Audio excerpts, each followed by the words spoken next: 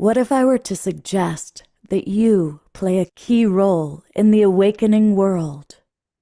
And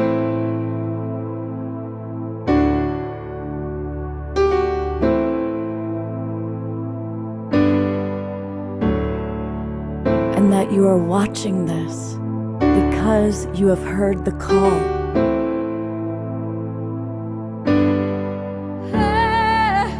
We can start right now by opening our hearts and minds.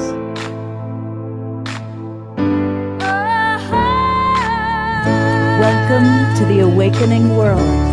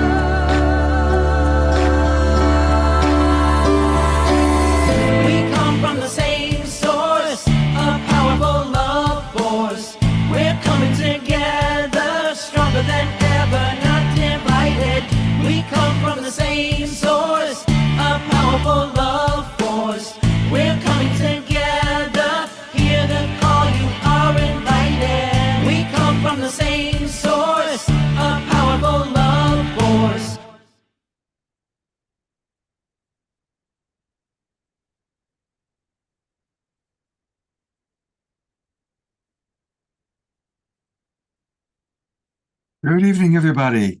It is Wednesday night, just before October 31st, Halloween, and we are celebrating, as we do every year, Sacred Samhain, and really dropping into the true kind of history of what this time means.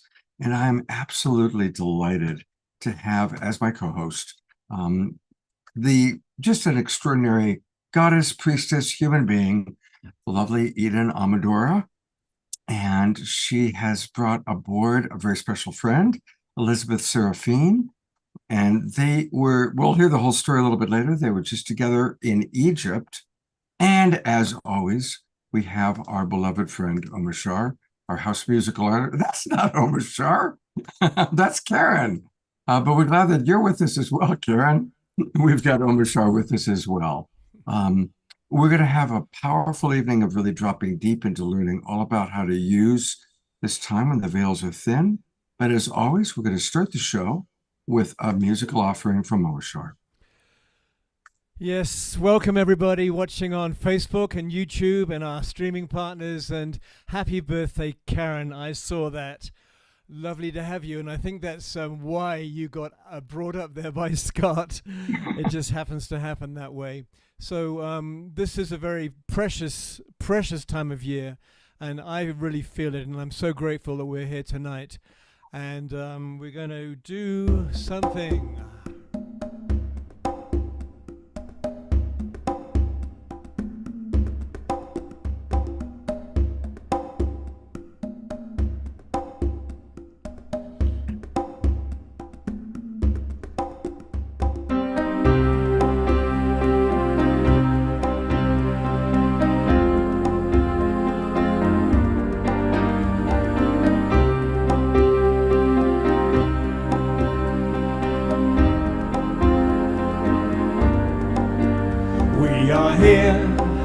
Gathered together, holding hands, sisters and brothers, open hearts, open minds, raising our voices, singing these praises. Earth, my body, water, my blood, air, my breath, and fire, my spirit. Earth, my body, water, my blood, air, my breath, and fire, my spirit. Hey, yana, oh, yana, hey, yana, hey, yana, oh, yana, hey, hey, yana, oh, yana, hey, yana, hey, yana, oh, yana, hey.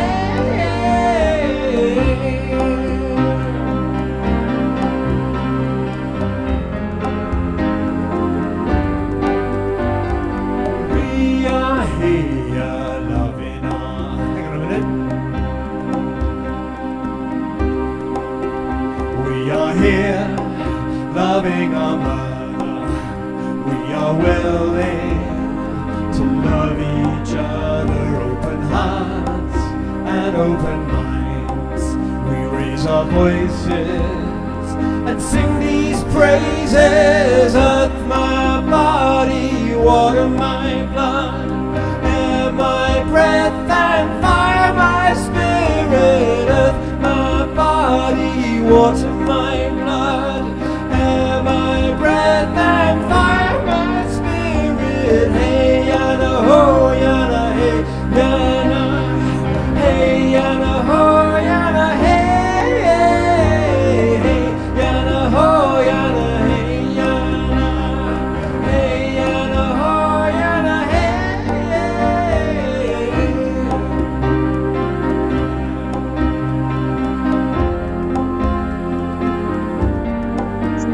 We are here, gathered together, holding hands, sisters and brothers, open hearts and open minds, raising our voices and singing His praises.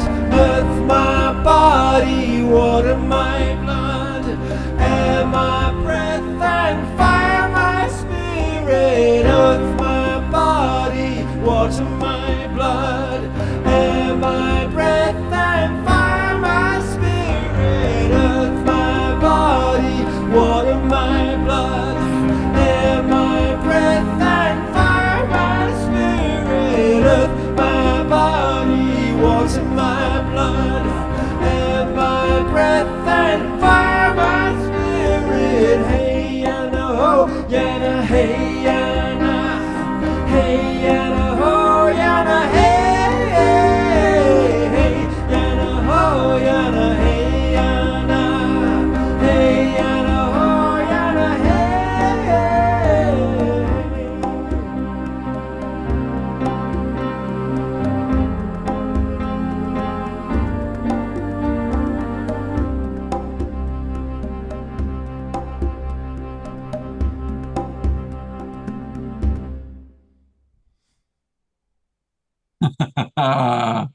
Let's go to gallery view and everyone give a big twinkle to Omashar for a beautiful, perfect opening song.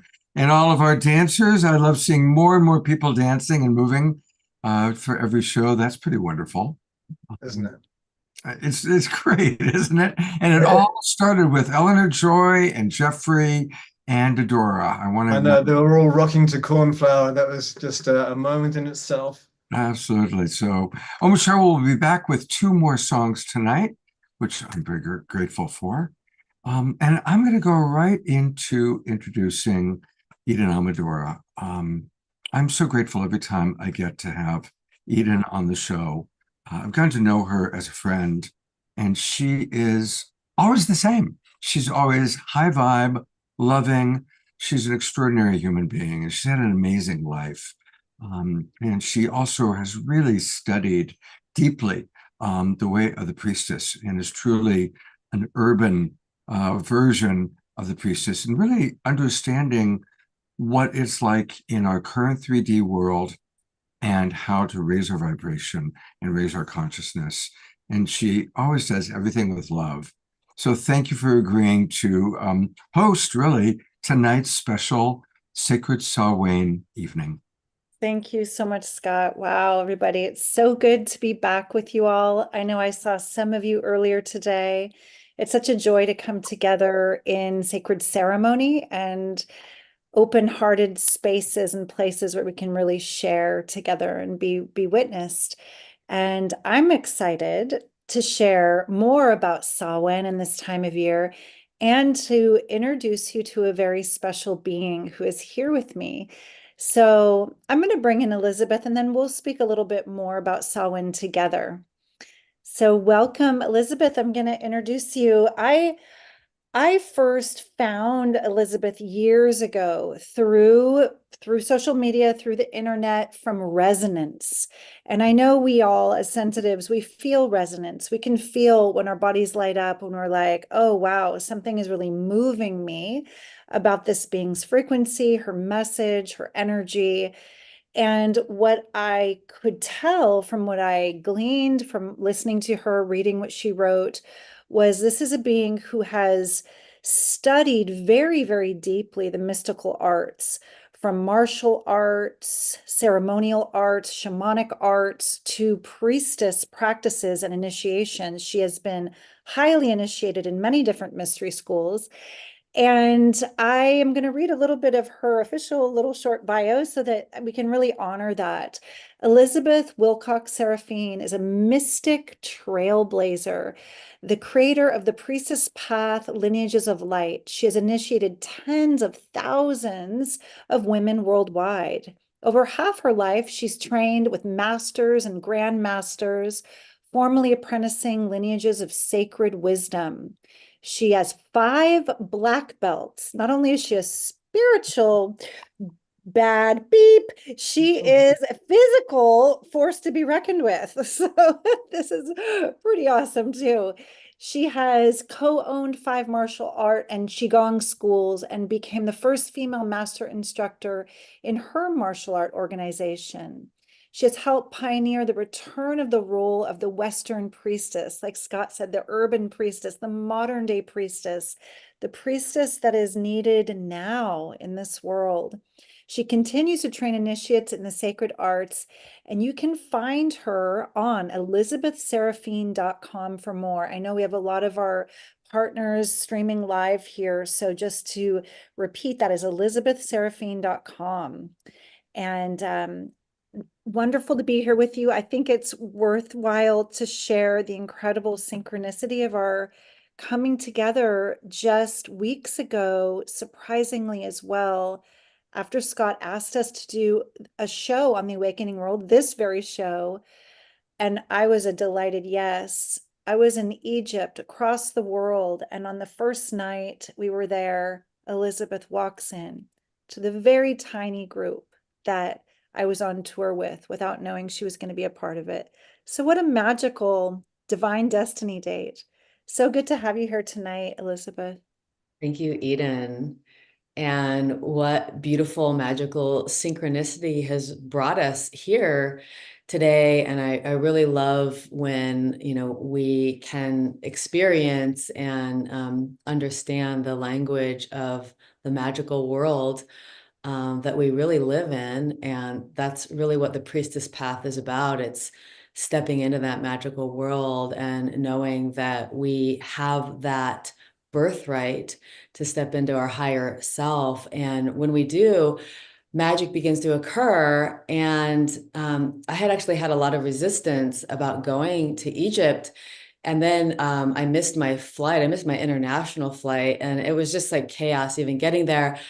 But I finally walked in and they had already been there for about a day. And I walked in and everyone was introducing themselves. And I just looked at Eden and I'm like, Eden, because she and I had connected years and years ago on the priestess frequency. And it was honestly at that very moment that I'm like, okay, I am supposed to be here. This is going to be a magical journey. And I just knew because Eden and I have we only spoke once, like 7 years ago. And then she and I show up on this journey. And so this is really what, the awakening world is all about. It's awakening into the magic of who we really are and what we can live and supporting each other to do that. So I'm very happy to be here. And again, I've been here before with Scott, and thank you, Scott, and thank you, Eden, and everybody for being here and joining in magic, because that is what our lives can be and should be, and what we're going to be talking about tonight. Yes. So there's a lot more magic Elizabeth and I are going to share in a little while about Egypt and some of the fun magical things we co-created and got up to. But first, Elizabeth, I thought it would be really powerful to speak a little bit more about Samhain. And I know that in different cultures, this time has been honored for millennia by different ancestral lineages.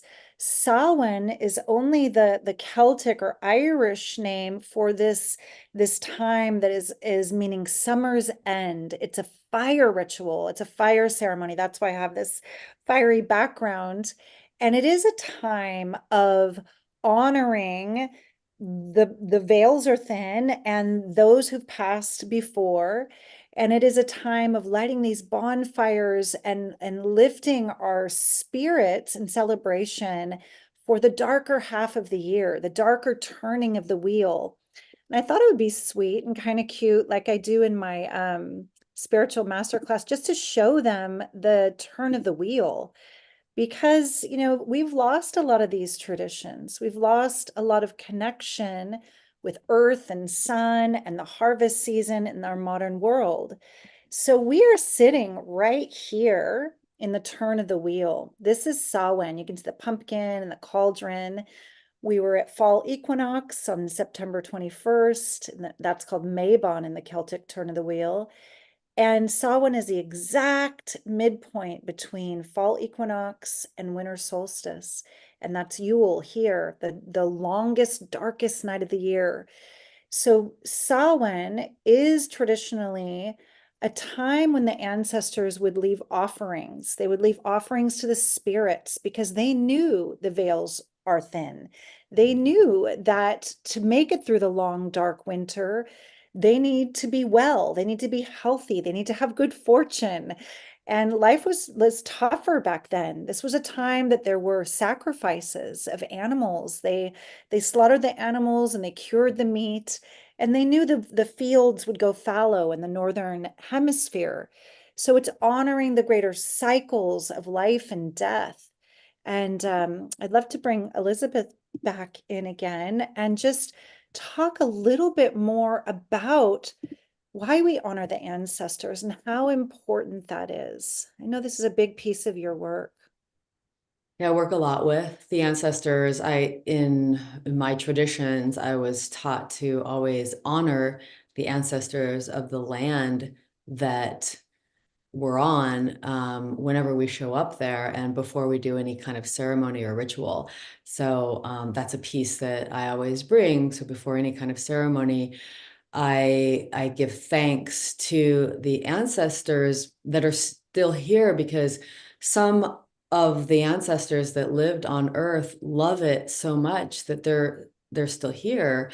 They've chosen to, be in the spirit world on this earth land still. And one of my first profound spiritual experiences when I was 3 years old was connecting to a Native American spirit who had died on this land that my father had bought in Oregon. And he was one of the most beautiful spirits I ever connected to. And I felt like he was my family member. And when I connected to him, I knew he was there because he loved that land. He's still, you're still able to experience the elements of nature when you're a spirit if you stay here, and it was still very sacred to him. So I received that transmission really early on, and I always saw spirits when I was younger. It was one of the reasons I got on the priestess path, the mystic path, because I was already between those worlds. And so I always saw people who had already passed on, dead people. So for me, my part of my medicine is being in between the worlds. And one of my first spiritual teachers named me Twilight Autumn Woman. So twilight is the in-between time. Autumn is also that in-between time, but that time of death, change, and transformation. And so it's really where a lot of my medicine lies, in the in-between worlds, and where I work a lot. So not only are there many ancestors here, but there are ancestors of our lineages, not only our physical, biological lineages, but then our spiritual lineages. So for instance, some of the lineages that are really near and dear to me that I've studied are shamanic lineages, Taoist lineages, the martial art lineages, And then in my mystic experiences, the angelic lineages began to come to me. So that's why I named my temple the Lineages of Light, because there were these multiple lineages that connect to the light of spirit. So a big part of the ability we have as eternal beings that came from the spirit world and are having our visitation here in the 3D world is that we're able to call upon the spirits and the ancestors for assistance. So later on, I might share about an ancestor altar and also the ancestors speaking, the way that I call the ancestors in when I do ceremony and when I go on any ancient lands. So for me, a big part of the medicine that I work with is the in-between worlds. And so working with the ancestors, the lineage ancestors, the ascended master ancestors, the angelic ancestors, it's a really, really big part of how we gain assistance here, because they do want to assist us. And also because of the free will law, we must ask and call them in. And so there's a lot of magic that happens. So I'll talk more about that in a little bit. Beautiful. I just want to acknowledge that we have a really beautiful, robust group tonight. We have 40 people on for Wednesday night. It's the magic in the air this season. This is really cool. And I want to hear from you. One of my favorite parts about these calls is the interactive nature. There's a lot of people chatting in the chat. And what Elizabeth is talking about is so alive in me. And I'm so curious about how it's landing for you. Do you have connection with your ancestors? Have you had experiences with the other side of the veil?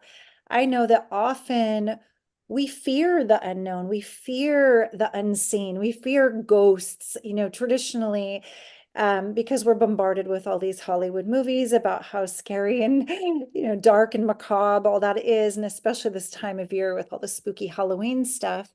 That being said, there's a lot of beautiful experiences with those who live right beyond the veil. So if you've had them, that would be really wonderful to hear about any of that and what your connection with your ancestors is. And And Scott, I you give, chime in. I'll give a story actually. I hadn't thought to share this story tonight, but when you brought it up, it's a story from my family. I'm of Greek origin. My father was Greek.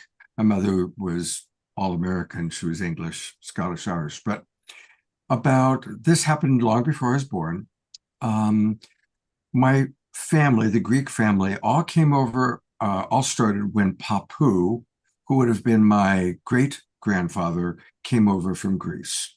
And apparently, Papu was very flamboyant, and he came to America, and his whole thing was to create a better life for his offspring. Well, Papu eventually passed away. And when my grandmother was pregnant with what would turn out to be my Aunt Helen, it was a very bad pregnancy, and there was a lot of trouble. And there was an evening where everybody was gathered at home waiting for word as to whether she would survive, whether the baby would survive. There's a knock on the door. My father at the time was 8 years old, and my dad opens the door, and there's Papu. Now, mind you, Papu had passed away a long time ago. And my dad looks, there's Papu, and he had his famous, dad always tells the story, he had his famous straw hat on. Everybody came, and Papu said, I'm just here to tell you that Evie, that was the name of my dad's mother, Evie's going to be fine, and she's going to have a baby girl. And we kind of looked at each other, and Papu was gone. Wow. And that's a story that kind of came all the way through. And of course, sure enough, my Aunt Helen was born and is still alive today. So imagine telling that story, but I'm glad that I got a chance to share it. So cool, Scott. Thank you. Thank you. We have a couple comments coming into the chat. Eleanor Joy says, we fear because we don't understand. It's just due to a lack of teaching. So it's so wonderful that there's people like Elizabeth that are working with the unseen realms, with the ancestors directly and lifting the veils on this for us. And then Susan says, I've been in a journey learning about my ancestors. They're supporting me on how to integrate new energies. Wonderful, Susan. Yes. And people are just really enjoying that story, Scott. That's amazing. Isn't that fantastic, Elizabeth? Amazing. Yeah, I got tears in my eyes. Yeah. There's just so much love from our ancestors for us and so much magic. I just want to share it now while it's on my mind. It's so simple just to get some pictures of your ancestors. This is my father who I helped him pass. And he was a very conservative man and did not understand what I was doing, traveling the world, studying with these weird people all the time. But I always knew that he would know me when he was in his last days, and he would know who I was. So he did come back to me after I helped him pass, and he was just this shining ball of light. And he was so grateful. And, then I listened to something not long ago. A beautiful Maori man was talking about ancestor shrines, and he said, make sure you have your ancestor shrines and you give them, you honor them, you light some incense for them, light a little candle, maybe give them, like now SAMHAIN, we would give them treats, different treats, chocolates, cream, butter, berries, wine. That's what's here. And to have conversations with them, and this beautiful Maori man was reminding us that just see what happens. Just see what happens when you start talking to your ancestors and honoring them and remembering them. So this has been in all of our traditions. And there's just something that really is heart opening. And then magic. I just love magic. Magic is like my favorite thing ever. And when I, met that beautiful Native American ancestor being who may have been one of my ancestors, because I remembered a death experience where I was a Native American. I died and immediately came back into a body, and I immediately was born right in Oregon. So I always thought that my dad was an Indian for whatever reason. It was just really wild. But so we can get pictures of our ancestors. These are my great grandparents. And right now is a really good time to set up those pictures. That's what this time is really all about. And light some candles, give some offerings, and talk to them. Thank them. If you're going through anything in your life, you can simply ask them for help, ask them for clarity, and just see what happens. So, Scott, that was such a powerful, amazing, magical reality that you lived and experienced. And it just reminds us that this is the world we live in. We live in a multidimensional world. The spirits are here with us, and they can come, and they do come. And so that's really what a lot of these practices are about, these shamanic practices, priestess practices, mystic practices. It's about working with the spirit world. Being spiritual is working with the spirit world. So just to bring that reminder in. Yeah. So I'm going to read a couple more of the comments in the chat. Tammy Moore says, I've just gathered and blessed my passed on loved ones. And Eleanor Joy says, magic and miracles. Yes, yes, with many exclamation points. I can feel your heart, Eleanor, as you offer that. Dia Therese says, this evening show is a huge gift. Thank you, thank you, thank you. I desire more interactions with my Native American heritage. I am so eager to open what you're bringing to us. Namaste. And Susan is asking, do you have a simple practice to feel comfortable with the veil? So as the veils are very thin right now, I'm going to offer a little journey, a little simple, beautiful journey for us to feel the connection to the ancestors. I wanted to ask Elizabeth, did you share the two practices that you wanted to, beloved, or do you have anything else to say before the journey to meet the ancestors? Well, if you want to do any kind of ceremonial invocation, I can do that. Yay. Yes. Do you want to do Please. like a ceremonial invocation before you do your journey? Yes. Thank you. That would be really powerful. All right. So I always love to you know, when we do these beautiful things, because I'm sure whatever Eden has in store is going to be very magical. I like to do them and connect to the sources of light, the angels, and the ancestors. So this is the way I do it. I light a little smudge, and then I like to smudge myself. So you can just take some breaths with us if you don't have smudge. Taking a deep breath in, inhale through the nose, exhaling out of the mouth, just coming into the here and now. Inhaling through the nose, sitting up nice and tall, and exhaling, letting go of anything that you need to let go of to be here now. And one more, inhale through the nose and exhale.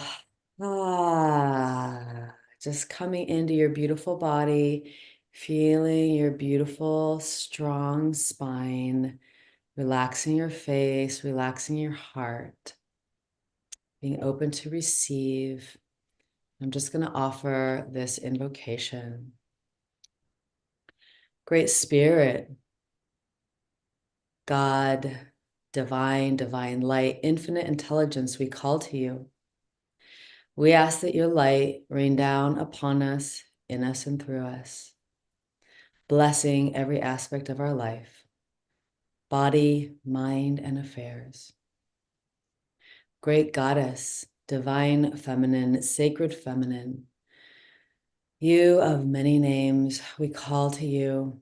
We ask for your heart, your nurturance, your protection, and your guidance at this time. We call to the angels, the golden healing angels, our angelic family, our angelic protectors, our guardian angels. We ask you to be here with us. Bless each and every one here. Be by us as we walk through these times. And I love to call them the archangels. Ariel, Raphael, Michael, and Gabriel, we ask you to be here now, lending your power, protection, and guidance to this work. And we call to the ancestors of our spiritual lineages. Those lineages of light that we have been a part of in this life and in many others. We invite the lineage masters, those who have gone before, those who have been on this earth path, those who have shared wisdom, protected wisdom, and some of you gave the ultimate sacrifice to keep this wisdom here. We honor you, we thank you, and we invite you here now. And we call to the ancestors of our biological lineage, those that we love and those that love us. Those from our mother line, and we give thanks for all the wisdom and for these bodies. And to our father line, the ancestors that we love and that love us. We give thanks. We ask for your protection, your guidance. And we call to the ancestors of this land, the land that we are all on, whatever land that our beings are on at this time. I am in Sedona. I call to the ancestors of this land. I honor you. I respect you. I will walk gently upon this land. I will respect this land. And we ask for your permission and your blessings to do the sacred work here, this time when the veils are thin between this world and the spirit world. We ask for those sacred loved ones, our guides, our spirit guides, to come and sit with us, dance with us. We ask for your guidance for those things in life that we need guidance on, because you are in the other world now and you can see more than we can. This is the time we ask for the guidance as the light gets shorter in the northern hemisphere. It gets longer in the southern hemisphere. But this time, as most of us go into the days of darkness, we ask for your guidance. So, sacred ones, we give thanks that you are here sitting with us now in circle. All the sacred ancestors of all of our lineages of light. Amen. Aho. Beautiful. Mhm. Thank you so much, sister. That was so beautiful. I'm going to ring a Tibetan bowl to just let that ring out.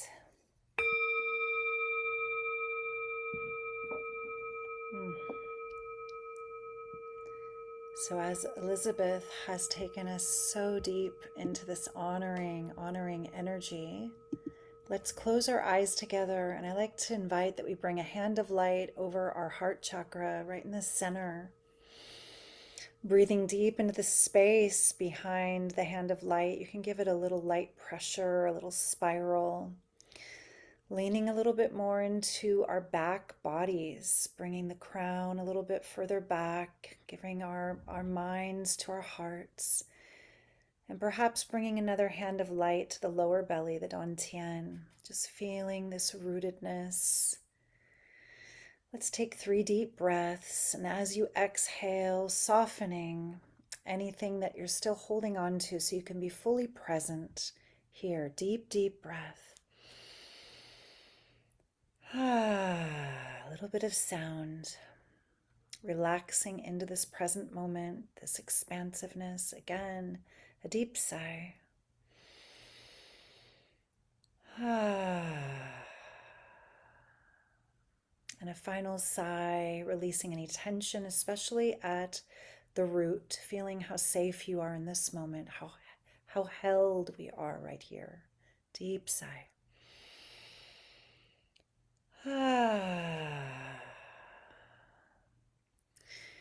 Now I invite each and every one of us to feel, as we're held in this safe and loving space, as the veils are so thin, that this is a time to connect deeply with our own lineage, our own genetic lineage, this lineage that weaves through and awakens within us as we invoke it consciously to receive the gifts.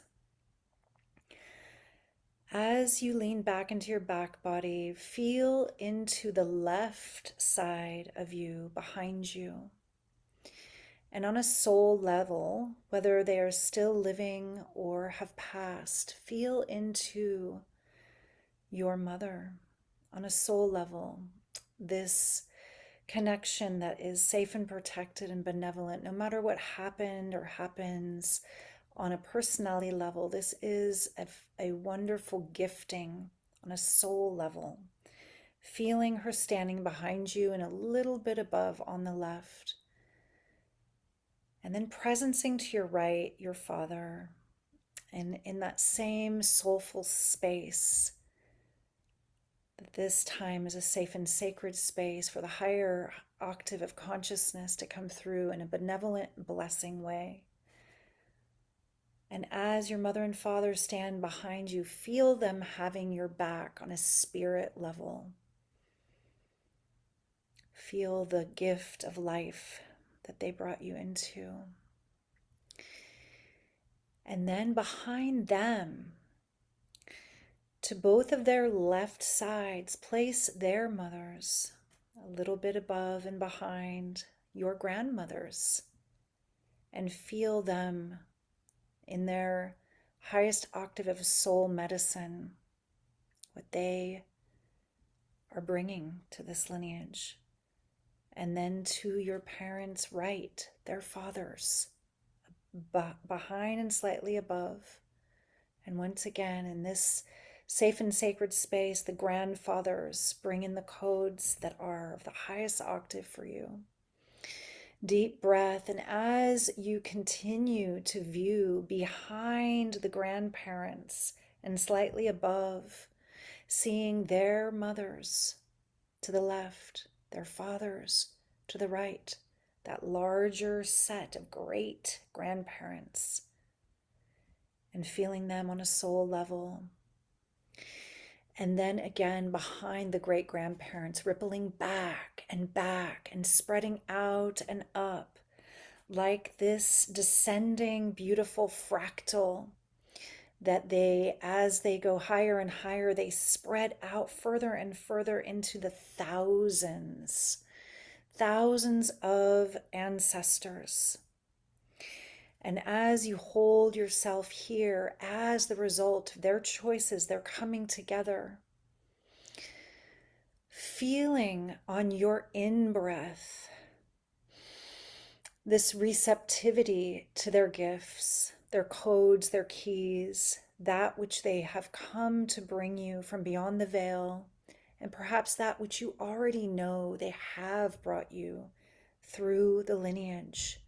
Really honoring and receiving on the in-breath, deep breath. And on the out-breath, breathing gratitude. Thank you. And feeling this wave a few times, just breathing in the gifts and breathing back the grace, the gratitude. Thank you. One more deep, deep, receptive in-breath. Exhaling great gratitude to be here now with all you carry, all the medicine, all the tools, all the gifts. And now allowing spirit to reveal a particular ancestor who is here tonight as the veils are thin. And this ancestor has a gift, a message, perhaps an image, a symbol, a feeling, something that they are offering you now, just breathing and receiving, allowing that exchange, that to arise in timelessness, breathing it in and breathing out gratitude. Thank you. And as you lean back and breathe deep, just allowing spirit, if there are any other benevolent ancestors from your lineage, carrying a message, carrying a gift for you on this night, allowing that to be revealed.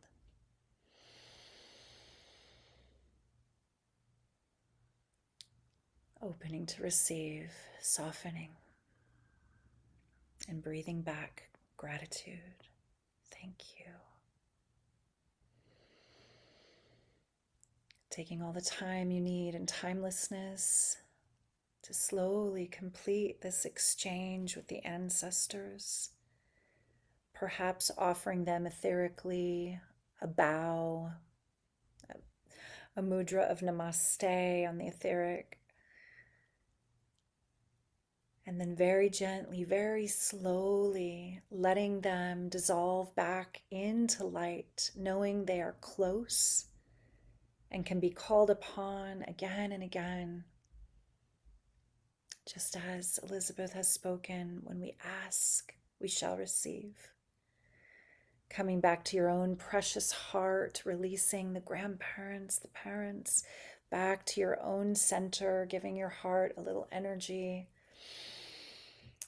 Deep breath, and we very gently release our hands of light and open our eyes again. I bow to you and thank you for going on this journey with us, this adventure of magic. If there is anything you received that you wish to share in the chat, be it a message or a vision or an image or a symbol, trust the magic. Some things reveal later, even in the dream time. So, yeah, thank you for receiving. First off, I really want to appreciate both of you. Elizabeth's powerful calling in the energy, and Eden, I, of course, love your meditations. And I just want to acknowledge how embodied both of you are. You know, like, let's really take note of that as we receive their offerings. We're looking at two women that have spent a long, long time studying in lineages, doing the work, really learning how to embody what they're sharing. And so I want to acknowledge that. It's an honor to have both of you on the Awakening World tonight. Thank you, Scott. Thank you. And thank you, Eden. It is really beautiful to share space. And that was one of the really magical things that happened in Egypt. And we didn't plan it at all. We had no idea. But, yes, both Eden and I have really been on a lifelong journey of really loving and honoring these sacred ways and the embodiment of living a sacred life in communion and sharing that. And it was just so magical that Spirit put both of us on this trip. And she and I we just seamlessly went into priestessing, and she and I wove together the sacred activations inside of the inner sanctums of these temples, beginning with the hour-long time we had in the King's Chamber at 3 a.m. Alone. And that's when she and I discovered that we started to tone in there. I think you started it, Eden. And I'm like, oh, great, this is wonderful. Let's tone. And so then, she and I just wove together, and we really don't even know each other. But we know each other from being in that mantle of the priestess and all of our lineage ancestors that are with us and that we share time with in these sacred temples of Egypt. And I just think it's so, I know, Eden, you came from a totally different educational system and life, and I came from a totally different system, but we stood there really sharing this priestess time. And it was Absolutely. So magical. And I look forward to sharing a lot more. One of my favorite things was sharing sacred sound with you, Elizabeth. It was just so, so powerful, so altering, so delightful, so portal opening. And it is my heart's joy to share sound activations. So when you said, well, that's just what happens through me when I get to sacred spaces, that's how I connect. I was like, high five, sister. This is going to be a really great trip. And boy, was it. We're going to share a lot more about Egypt after Omishar plays his song. I do want to honor a few of the shares from the journey before Omishar plays, if that's okay, if we have time. I'm Yeah, gonna, that's perfect. Perfect. yes, okay. So Carol just says, thank you, my ancestors. I am walking. Oh, it blipped down really fast. Let me see where Carol's share went again. Yeah, I am walking with you in front, behind, beside. Aho. And Patricia says, from my mom, I've received her forgiveness for not being available more for her when I was facing my own challenges. Beautiful, beautiful. Wow. Susan says, I find close associations with certain ancestors who are holding me while I learn things. Right. They may have gifts in certain areas that you're called to. Beatrice says, I received a rather lengthy visit with a beautiful Indian woman moving and loving me. How magical that in timelessness, like a dream, you can have this powerful exchange in a meditation. Wonderful. Thank you, Dia. Eleanor Joy says, my aunt, my dad's oldest sister, who lived a few thousand miles away, for one of my birthdays, she sent a gorgeous small hat she'd made. I never wore it, a pillbox type hat. I remember the beauty of it many years later, and this hat was brought back into my consciousness for the first time in years.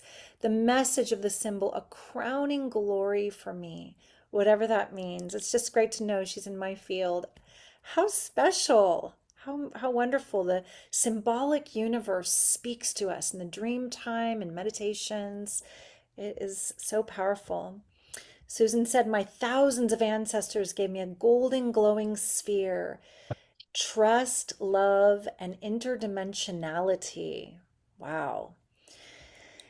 And Ellie is saying the resonance between you two feels very much like you've known each other, Elizabeth and I, in past lifetimes. I'm getting that at least at one of those lives you were sisters. Beautiful that the universe brought you together again. Beautiful to witness. It touches my heart.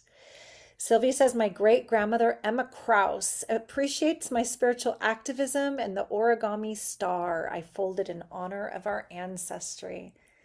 How wonderful, how fun. Thank you all for sharing so much. I think it's time for another song. You know, it is. We're going to go to a song in just one moment. We're getting people also commenting on Facebook. I'm trying to track all the Facebook comments, and it's hard because there's so many different Facebook pages that we go to. So I want to just remind people that you can come into the Zoom room, come join us, and it's easy to do that. Just go to globalpeacetribe.com, globalpeacetribe.com. That's where you'll learn all about the different shows that we do, and click register for the new season. And when you click register for the new season, which will happen one of these moments here, well, it does usually take us to the constant contact page. It's the Samhain glitch. It is the Samhain. It's every week. It's tripping. Well, the veils are thin and magic is tripping, but if you click enough times, I think you will get to our registration page, and you can come straight into the Zoom room and join us. And I'm loving all the comments that are coming in into the Zoom room. We'll go to Omashar's song, and maybe when we come back, you and Elizabeth might want to answer Susan's question about explaining some of the different lineages. I think that would be a wonderful way to start after this beautiful middle song from Omashar.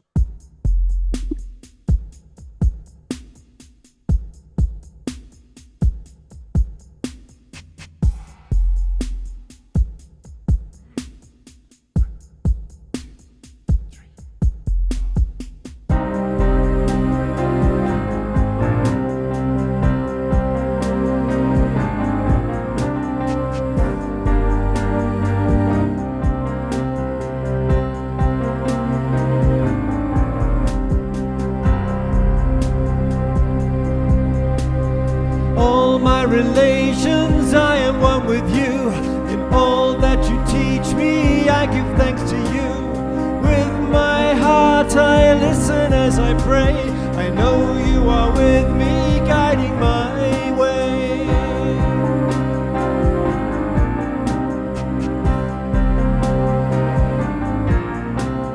Four-legged winged ones, creatures great and small, in humble honor I will stand tall, walking straight the path of harmony.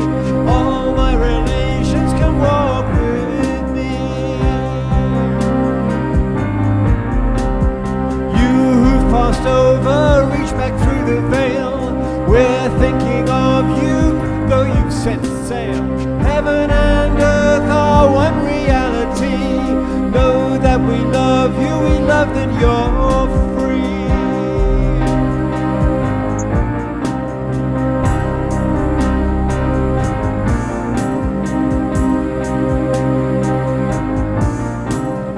All my relations, I am one with you.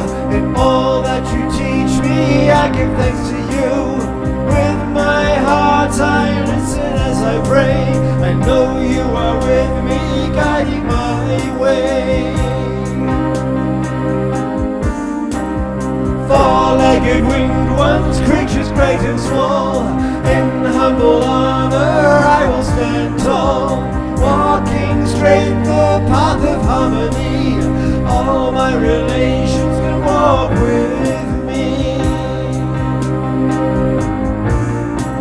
And you who've passed over, reach back through the veil. We're thinking of you, though you've set sail. Heaven and earth are one reality.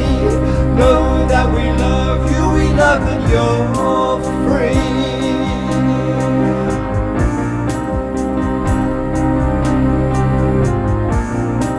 'Cause all my relations, I am one with you. In all that you teach me, I give thanks to you. With my heart I listen as I pray. I know you are with me, guiding my way. Four-legged winged ones, creatures great and small. In humble honor I will stand tall. Walking straight the path of harmony. All my relations can walk with me.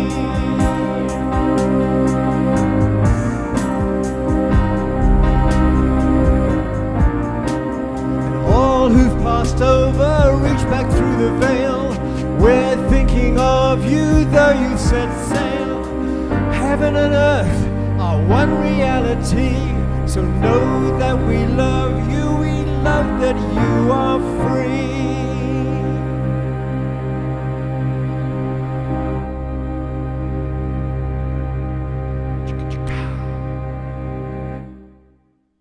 Wow. What a perfect song. Let's give Omashar much more love. Did you write that for tonight? No, it's not. I did Sweat Lodge for years, and at this time of year, we always sang this song, "All My Relations," and also, of course, the one that I sang to start with, that I wrote verses to, and then in the center I put "Earth My Body, Water My Blood," and these were Sweat Lodge songs, and so they're deeply in me, and they just said sing them today because now is the time, and so that's where they came from. Oh, perfect timing. Yeah. Speaking of perfect timing, this is a good time for us to remind everybody that you can find all things Omashar at his website. It's his name, omashar.com. And if you scroll down, that's where you get all of his music. And we encourage you to go to Bandcamp. Please buy his albums, support this beautiful man. We love him very much, and he is essential to this show. I would not be doing this show if it were not for Omashar at this point. Thank you. And Ellie, what backdrop did you want to see again? The other one. The one with all the natives. That. You know what? This one, I believe, was actually created by Chief Phil Lane. And I believe it was because I pinched it from his website. And that's me, right? Oh, hold on. Let me get a picture. Hang on, I'll get out of the way and you can screenshot it. Oh, hold on. There you go. That works. Beautiful. All right, there we go. So I think it was from Chief Phil Lane, unless he pinched it from somewhere else. However, there's only one of us here, so there we are. What's his name, Omashar? Of Chief Phil Lane Jr. How do you spell it? We'll put it in the chat box. We'll put it in the chat box. Excuse me. All right. It's stunning. I love it. Thank you. So I know that before Omashar's song, we had a question in the chat about the different lineages. And I'm going to bring Elizabeth back in too with me because this question can go a couple ways. It's like Elizabeth mentioned that her name of her temple is, the lineages of light is contained within the name of her very temple.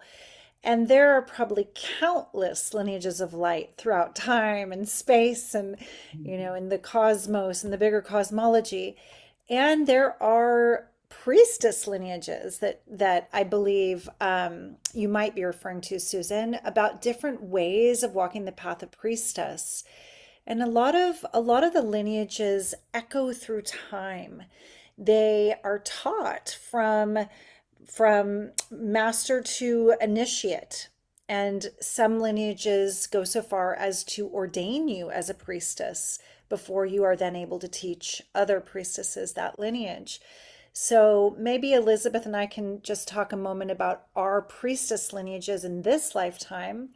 And as far as all the lineages, I honestly could not name all the priestess lineages in the world because I know that they have been echoing throughout time from temples of ancient Sumer to Egypt. And if you have that vast, larger pattern view of the epochs that have been here on Earth, Lemurian, Atlantean temples.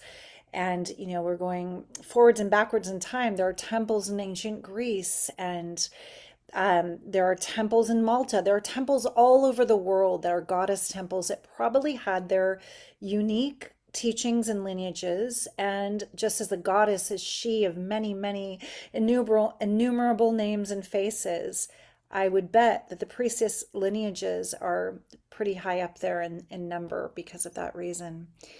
So, Elizabeth, would you like to share a little bit more about your priestess path or the lineage that you were ordained in? And I'll talk a little bit about mine. So my journey, it began like out of necessity because I was seeing between the worlds, or the worlds were coming to me, because I saw spirits all the time as a child, and I would hear them, and I had telekinetic activity happen around me. So my childhood was full of all of this. And then I asked it to go away, and I prayed to God to take it away from me. And I stopped the site for a while, but it bottled up the energy in me. And then I created an illness. And it was through that illness that I was forced essentially to find the first lineage that I connected to, which was the shamanic lineage, because I had to heal my soul. I had to bring my soul parts back that I had basically lost, if you will. And so the first lineage that I connected to was the shamanic lineage. And then inside of that shamanic lineage, as you mentioned, yes, there are different lineages, because basically any individual receives lineage information if it comes from a lineage that's been carried throughout time by other humans on Earth. That would be whatever lineage you get, you know. And then there's this lineage. So anyway, my first lineage was shamanism, and that I had many experiences that in there that I dedicated my soul to these lineages early on because they brought my soul back, and I had a miraculous healing. So I quit college and I vowed to go find these sacred lineages of wisdom. I knew that they were around on planet Earth, and I knew also that they were dying out. And I knew that I was of that ilk. I actually wanted to join a temple when I was about 14, but there were no temples and there were no priestesses. And that made me very, very sad. And so I basically went on a journey to go uncover the lineages that I was drawn to, or the spirit led me to. And then I put my own temple together. So no, there was no woman that walked the path that I walked. And so I apprenticed masters of sacred lineages, beginning with shamanic lineages, going into martial art and Taoist lineages. And I did that for most of my life. And then I began with the mystic experiences, death experiences, direct revelation experiences. And that's where I connected to the angelic lineages, and they gave me the angel songs and certain things like that. So then there came a time when literally the goddess visited me, and she asked me to help to anchor in the sacred feminine on earth. And that's when I codified my temple. So there's no lineage that I was ordained in. I went and I apprenticed many lineages, and then had this very strong connective experience, and then was asked by the goddess herself. So my lineage is unique unto me. I would be like the one that started this one, because it pulls from many sacred lineages, which is why I call it the priestess path, lineages of light, because they're all lineages that connect to the living light of the divine, the living light of the one, and the source of all miracles, the source of life, the source of everything. So that's how I created the priestess path, lineages of light. It's my own lineage. Mhm. Beautiful, Elizabeth. Susan says, this is a sublime story, and I feel gratitude for your journey. And it is through suffering often that we open to such immense grace on the other side. So I really feel that in in your story of overcoming dis-ease when your soul was sickened. It's almost like that Native American story where the chief or the medicine man asks the man who is unwell, when did you stop singing? When did you stop dancing? When did you stop honoring beauty and magic? And it feels like you had this blessing to meet a great teacher that helped remind you who you really are again. And that's so powerful. And then from there, it opened up into all of this. It was like a quest, like a vision quest.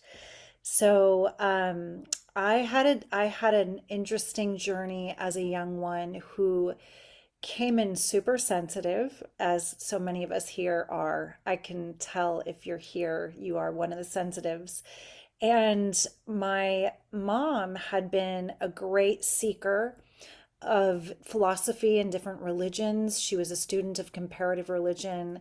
So we had books about the feminine Taoist masters, and Baba Ram Dass Be Here Now was like gifted to me as a young teen, autobiography of a yogi, and I devoured her books. I was just so hungry and curious because I felt resonance. I felt remembrance. I felt this way that my soul was coming back in, not as like a completely like this is new and foreign to me, but oh, I remember. So I started doing yoga at 13, and my first lineage was yogic. And then from there, entered into a study of meditation and Kriya. I was initiated into transcendental meditation at 19, a very young meditator. But there was part of me that was being pulled also towards what does it mean to walk a more medicine path, a shamanic path, a path that honors the in-between space and the veils, beyond the veil. What is that? And I did find a teacher, a female teacher, that would weave sound and movement as her primary medicine. So I became very passionate about going into altered states through sound medicine and movement medicine, and working with different medicine people around the world through this female mentor. And one of the teachers, one of the experiences took me into a shamanic lineage in Arizona that some may know. It's called the Twisted Hair Tribe for a short time. So I also had that shamanic Native American based introduction into the mystery and the sound and movement medicine. And then I found the 13 Moon Mystery School, which delighted my heart and healed so many core wounds around the feminine, around competition, around comparison, the sisterhood wound.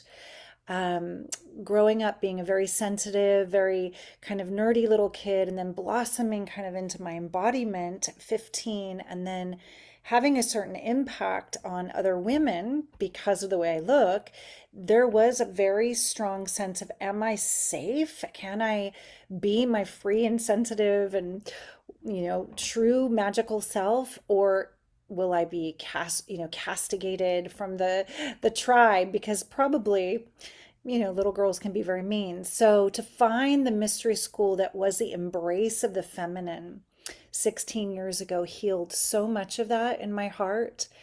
And through the mentoring of Ariel Spilsbury, who I really deeply want to honor as an elder and a crone, she is a living embodiment of unconditional love. She is a person that has dared to speak truth with such fierce love to me that the gift to my soul growth has been immense. And Ariel's been on the show with Scott and I. We had a mythic show with her on that was really fun. So my lineage is a triple pronged or a braid between the yogic, the shamanic, and the divine feminine mysteries. So when I work with people, I bring this kind of alchemy between these three paths very often. And that's a little bit more about my lineage and Elizabeth's lineage. And I think that using your heart knowing and feeling for resonance when you're seeking a teacher, when you're seeking a path or a lineage, really ultimately it is about your sovereignty and your trusting that deep, quiet inner voice of your own heart knowing because really in the end, it's like every time I have worked with a teacher that wasn't really meant to be my teacher, I've been turned off by anyone who says this is the only way or my way is the best in the world, because we're all playing here together and feeling what's true for us. And I like to say, G, you are you. To be the inner teacher ultimately, that we can awaken the inner teacher together. So, Scott, this might be a fun time to go into some of the bridge between the Day of the Dead, Samhain energy, and mystical Egypt, because there's so much mystery around the Egyptians that, the Egyptian places, the tombs and the temples that Elizabeth and I visited, and how they walk with such a deep connection to the other side of the veil. I know that, Elizabeth, you invoked the ancestors at each holy site, whether it was the innermost sanctum, the holiest of holies of the king's chamber, or the Isis temple of Philae. I remember there were 3 experiences in particular for me where we used sacred sound after your ancestral invocation, where my body started to shake, where the energy of the place was so palpable and still so alive. That beyond the veil energy was so alive. You want to share more about your experience too? Well, the first temple we went to was the temple of, and the Egyptians say it different. They say Fila, I believe. We call it Philae, but they call it Fila, the temple of Isis. And the moment we stepped foot there, even though that temple has been moved, I started crying because, I've been to Greece and I've been to Rome, but I did not feel the spirit of the temple as I did when I was in Egypt. And so for me, it was a real homecoming. And I know that the temples they're meant to be used. The reason that there are temples and that there are temples to the goddess and that there were priestesses in those temples were to use those temples for initiation, for remembrance, for guidance, for honoring. And so the first thing I did when we got there was to connect to all the ancestors that have, loved those temples and been there before. And then also the great spirit ancestors like Hathor or Isis, right? That were those temples were dedicated to. So because we live in a free will universe, and so one of the women asked about how can we feel more comfortable about about working with the veil or working beyond the veil or the thinning of the veil. And the way I always say it, it's like, well, it's like anywhere. It's like walking down a street in New York City, the spirit world. It's just, there's a lot of beings there. Just like there's a lot of beings on a street in New York City. And, I have an intention of working with, we call to specific beings like compassionate healing spirits, or I work specifically with angels, archangels, and the divine light. So I work mostly with light beings and angels. So we have, because you are a powerful being that can intend and you have the birthright of discernment, you just use that. And so none of us were taught how to be who we really are, which are these eternal spirit beings. But when we discover the laws of the universe, and we know how powerful we are, that we have the right to intend, we have the right to sacred space, we choose those things. And by that choosing, and by knowing some of the tools of protection, right? The tools of basically creating a sacred circle.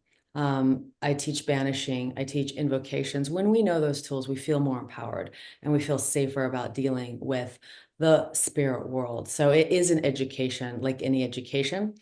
But anyway, so because of free will, we do need to request. And when we request with a sincere heart, the spirits show up, the specific ones that we've called on. And so Eden's a sensitive, And so it's beautiful that you felt that. In the King's Chamber, which was the first one that we were at, we were toning. Each person would lie in the red granite. They call it a sarcophagus, but I don't think it is. Anyway, a person would lay in there, and then all of us, we just ohmed. Very simple. Om. And we did it 3 times for each person.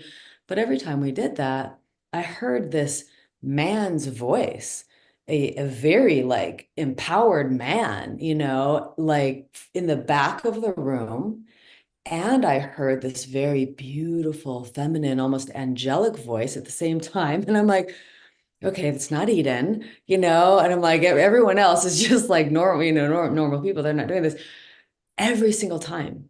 And I realized what I felt like it was like that man was like a protector of that space, and he's there like in that pyramid, And so the ancestors were there with us the whole time. It was so beautiful and magical to feel them. What did you feel in your time? I had such a timeless experience laying in that granite. We'll call it an ascension chamber. It was just so different in consciousness than any other place where a circle of people could have ohmed around me. I can share briefly, and then I'd love to hear what you felt too. I experienced dropping into a theta state meditation instantly, something that would take a while of dedicated practice to experience that amount of stillness of mind, of no mind, and vastness. And a large portion of my consciousness felt like it was out of the body in a very vast kind of cosmos. And there was a thin line or a thread keeping me in to say, remember, you have to get up after the 3rd ohm, so don't go too far. And then it was very hard for me to get back in the body to sit up. It was actually like an effort to engage my muscles after that 3rd ohm. It was really, really powerful. And this is just in the very beginning of our time there. Do you have an experience you could share from your experience in that moment of sound in the granite? Yes. So we didn't have much time. We had 3 ohms, each of us. And so, what can you do in 3 ohms? But I had a similar experience to yours, and you elucidated it very well with words. And immediately I was just like, oh, in this like vastness of space. But to me, I felt like, okay, this is an interdimensional portal, and there are interdimensional beings that are available to connect right now at this time. And I felt that had I more time, like hours, like give me a whole night there where I could be in that space and I could do my communications, with those that are there. I felt like it was meant for initiation. It was meant for, I think it's technology, but there is a very, very strong interdimensional nature to Egypt. And as you said, their whole life was thinking about the afterlife. They were all working on it. They were all preparing for it. And I love the story about the feather of Mot, because the goddess Mot, they say at the time of our death, she weighs our heart on her scale. And on one end of her scale is her feather, the feather of Mot, very light. And on the other end of the scale is our heart. And our heart, if our heart is as light as the feather of Mot, we're allowed to continue on into those heavenly realms of the afterlife. But if our heart is too heavy, then, I'm not sure I'm exactly the Egyptian, teachings on that one. But another thing that you experience when you're in Egypt is the lightness of heart that everybody has. And that was something that really touched me, was that truly the Egyptian people carry this beautiful, light, joyous heart with them. And I feel that I feel that the spirit of Egypt and the teachings of Egypt and that interdimensionality and remembering that we have access to the spirit world and we have access to ascended masters. So I felt that that was an ascended master portal almost, Beautiful. that to connect with them. Yeah, that reminds me of the different levels of initiation and who's really allowed to access the technology or to go in the innermost, holiest of holies. It was often only the high priest or priestess and the pharaoh himself. So it does feel like the highest level of initiation to use, much like Hatshepsut's throne of Horus in the innermost sanctum of Edfu, the Horus temple we saw in Edfu. When you looked, I knew you were fascinated by the machine cut look of that red pink granite once again in there, and just how these incredible beings who had the technology, who knew how to work with the stones and the crystals in the stones and the resonance. Do you want to share anything from Egypt visually? Because I do have one video that would bring our Awakening World audience right to the Temple of Philae to show what you spoke of. So I thought I could show that first because you already spoke of it, and then Scott, am I enabled to share my screen? You are. Okay, then I'm gonna need to quickly get that up and then I'll share my screen. I believe I have it. Yes. Okay, so I'm gonna set up the screen share for you all to see what Elizabeth was talking about. And this is pre-dawn. Do you see my screen? Do you see this? We do. Isn't this beautiful? I'm going to play the video, but first, before I play the video, as a still, look at the hieroglyphs and look at the above that doorway that I'm gesturing towards. That is the winged solar disk of Horus. And it's a very famous Egyptian symbol that symbolizes their most beloved falcon god in the form he takes against the quote, quote, evil uncle Set. And I think depending on the level of initiation, the symbolic universe of Egypt starts to open up more and more to you around who these characters are and what they really mean and the teaching stories behind them. This happens to be a symbol that when I was 28 years old, just entering into my Saturn return, I actually tattooed on my sacrum without having a strong connection to Egypt or knowing anything about being a priestess. I activated my own Kundalini and had a full-on Kundalini crisis after tattooing this symbol. So I thought, well, that's something to really explore. And this symbol opens up in a dimensional way when you flip it. The two little serpent gods, I believe, represent much like the Indian Vedic or yogic rather, Pingala and Ida channels. And the sun, when you open it, becomes a channel of light, the Sushumna, up the whole spine. The wings, the Isis wings, they flower and unfold at the third eye, seeing beyond the veil. And the serpent becomes the swan of initiation, of awakening. So Horus represents light and enlightenment, the light within us, the light that we bring. And the evil battle that these two serpent allies help him with is the battle against darkness or sleep or density. It's awakening. So I thought I would share that from my personal initiation around that symbol. You can see our beautiful little Hathor head to the right of the screen on the pillar there. And I'm going to play the video. Remember, it's pre-dawn. I'm just waking up. It's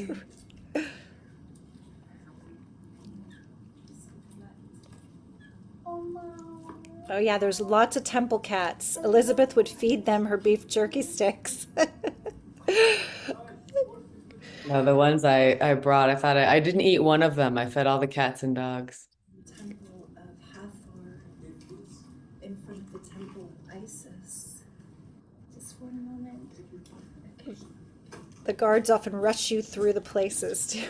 We're here in the temple of Hathor, right outside the temple of Isis on the Nile. They moved this entire complex from another site when they dammed the Nile and the waters rose. They rebuilt it stone by stone.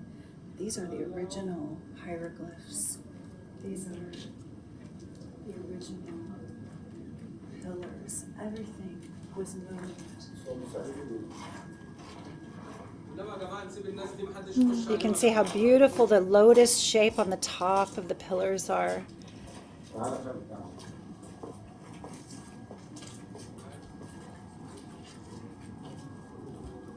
This is Isis and Osiris. You can see the vulture crown that Isis often wears. The ring and the rod is a symbol that repeats so often in ancient hieroglyphs and images, even of Sumerian goddess Inanna holds the rings and the rods too.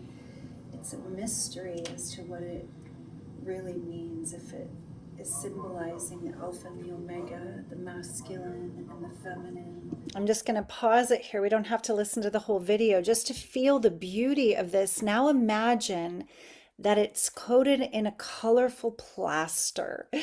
Everything is actually vibrant. And in fact, in some temples that Elizabeth and I went to, the eye of Horus would be missing because when it was originally painted in these beautiful deep colors, they would embed gemstones even into the walls, into the eye of the god or the goddess that was there, especially Horus. So this, even though it is, faded and broken, and you can see plain cement holding it together, and they moved it brick by brick, it was still so, so gorgeous. So that's just one of the temples, and we went to so many temples, so many tombs. Elizabeth, is there anything you would like to share with the audience? See if I can share my screen, and if I can share my screen, I will share a little bit.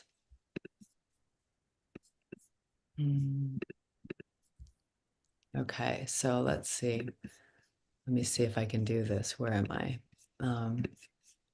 It's fun that Jeffrey spoke about the Alpha and the Omega being the male, female, and I had just spoke of the ring and the rod on the hieroglyph as that as well. There's a lot of symbols like this. Yeah, the ring and the rod. Is this me here? Trying to figure out where I'm at. Okay, hopefully. It's working. Yes. Yeah, I believe I'm sharing in my Facebook group. So this is my Priestess Path Facebook group, the Priestess Path Lineages of Light. And so I put some pictures here. These are just, this is the Temple of Hathor, the Hathors, the goddess Hathor, one of my favorite ones, where we also have the Dendera light bulbs.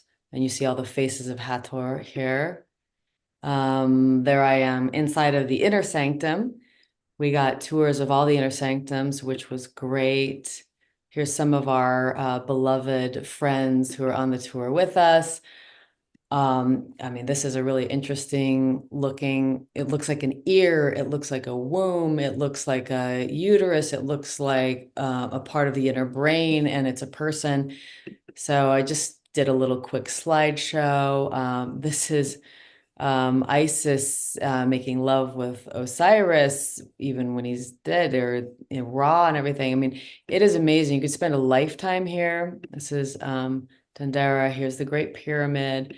Just a little slideshow. Here's Horus.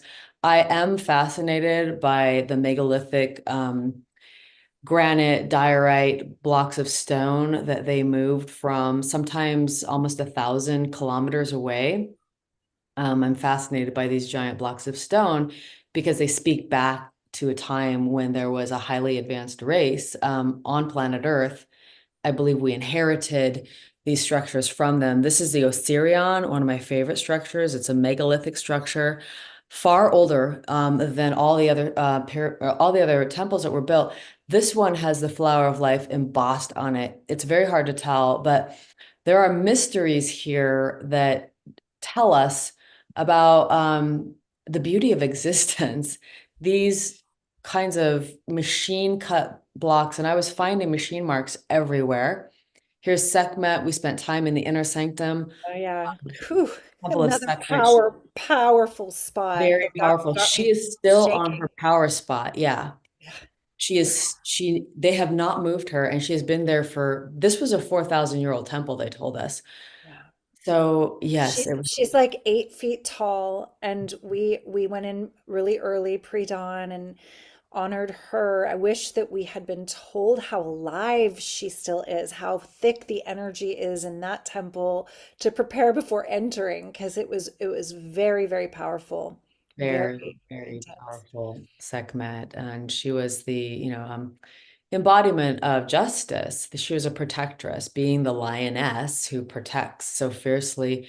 She was the protectress of the divine, really. Here I am at the base of the Sphinx, pre-dawn. Amazing. The Sphinx is really amazing. Oh, there I am on a horse. That was epic. Elizabeth could really ride too. I She ran took off on off. Yeah. I just took off. I loved it. A man showed up with a horse, and I was like, "Oh, I'm in heaven." And he let me ride it, and I just like, he said, "Go ahead, go ahead," and I just took off on that horse, and it was a well-behaved horse. These are the Dendera light bulbs that you may have heard about. And I loved it, Eden. You were playing jazz, like, with what it might be, and it is amazing. What is it? What is it? But it looks a lot like a light bulb. So we were there. Oh, Here's this was so gorgeous at Dendera. The color still, it looks like lapis. look at that. Yeah, the goddess Nut, the night goddess. And that's almost like it looks like the sun is shining from her womb, Yeah, I heard our guide Beautiful. Muhammad say it's the moon giving birth to the Hathor head, then in the lower part of that ceiling from her womb. Or another way, because everyone's interpreted these things. It's not like, or it's she eats the sun because she's Nut. Yeah. She eats it maybe from her mouth and she births it out her yoni. I'm like, Ooh. it's the daytime. Okay. That's my story. So there's some pictures there of that, and here we are. Hello. Um, I did some little snippets. Oh, that morning was epic what we saw when we came out. Well, let's see if I can play it. I've never done this before. Can I actually play it with sound? Yep, it's working. But make sure you optimize your sound, Elizabeth. Here she is. When you do share screen, make sure that you click optimize sound. Oh, that's complicated. I don't It- know how to do that. I can hear Scott. Just let it play for a sec, see if we can hear. She ruled Egypt for about 22 years. And it was a very prosperous time. But she did dress a little bit like a man. Andrea took So we are at her temple. It is dawn. There are all these beautiful balloons in the sky. Remember that? So good. Yeah, dawn at the. So there's the sun coming up. No, I can make it smile. You can hear Eden's voice. Sun is rising. Anyway, there's some little snippets on my social media stuff there about the various temples. The I obelisks. Yeah, obelisks that are made out of like red granite from hundreds of miles away. Anyway, there we go. So there's a little bit there. Fantastic. Thank you. There's a question that's come in from one of our Facebook listeners, viewers, asking what your intuition or insights are about the real history of the Great Pyramid or some of those things. There's obviously what we're told, but what do the two of you intuit? I'd like to start to respond to that. I had a moment when we went to Saqqara. I do have another video of that, but I think I'll just say there's a a fairly large pyramid, 60-meter high pyramid called the Step Pyramid of Djoser. And it's 4,500 years old. And from the first look at it, I'm sure you'd agree, Elizabeth, it's obviously man-made. You can tell all the bricks are fairly small, relatively speaking, once you've seen the Great Pyramid, and they're all parallel. They're all stacked in a step pyramid configuration. I'm sure it took so long to do that, yet it was done in a fairly timely way with a lot of manpower, and we know the architect and engineer. 4,500 years ago, Imhotep was a famous engineer architect of the pharaoh Djoser, and he was so loved for this feat that at the time was the most amazing thing. He was kind of turned into a god later in Greece because the same architect engineer was a philosopher and a physician. He became Asclepius in ancient Greece.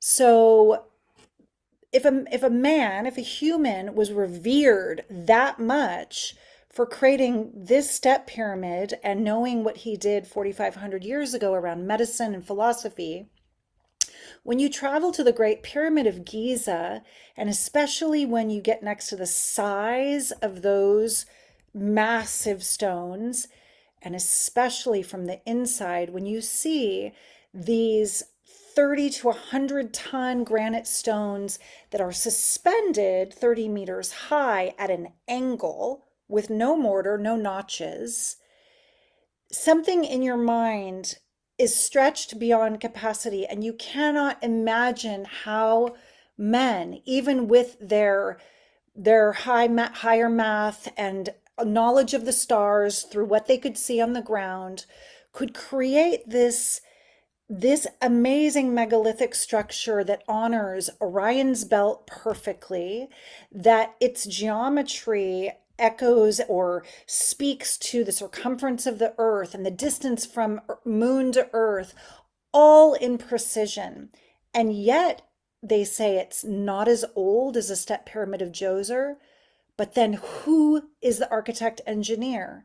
And where are the papyrus scrolls and the stone tablets that speak of how in the world they made this?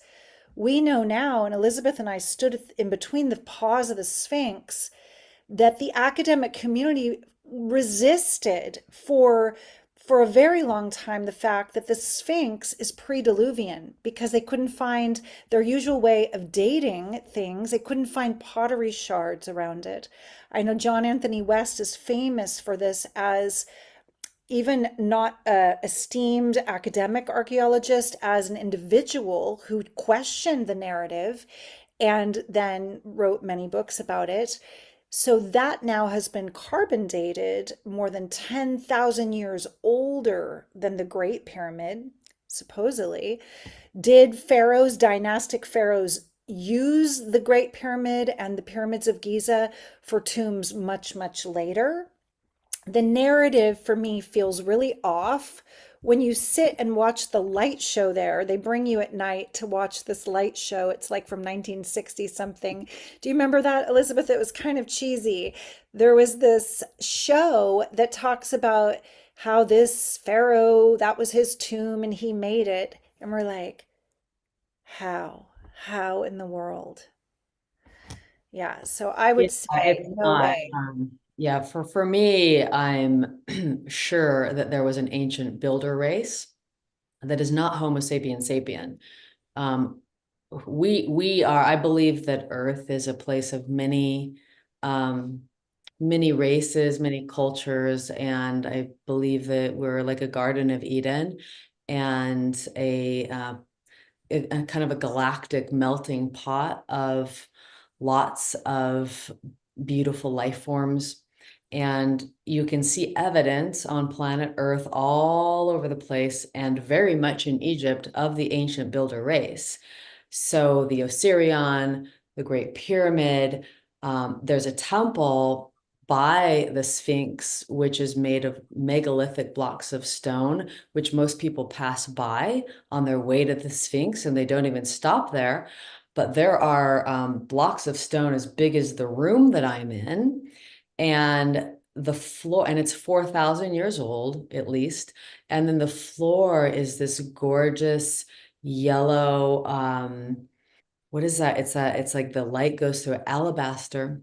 It is an alabaster floor. It is gorgeous. And I took my shoes off and I just walked around that floor. I'm like, ah, this is where I would be. This is where I'd be the whole time.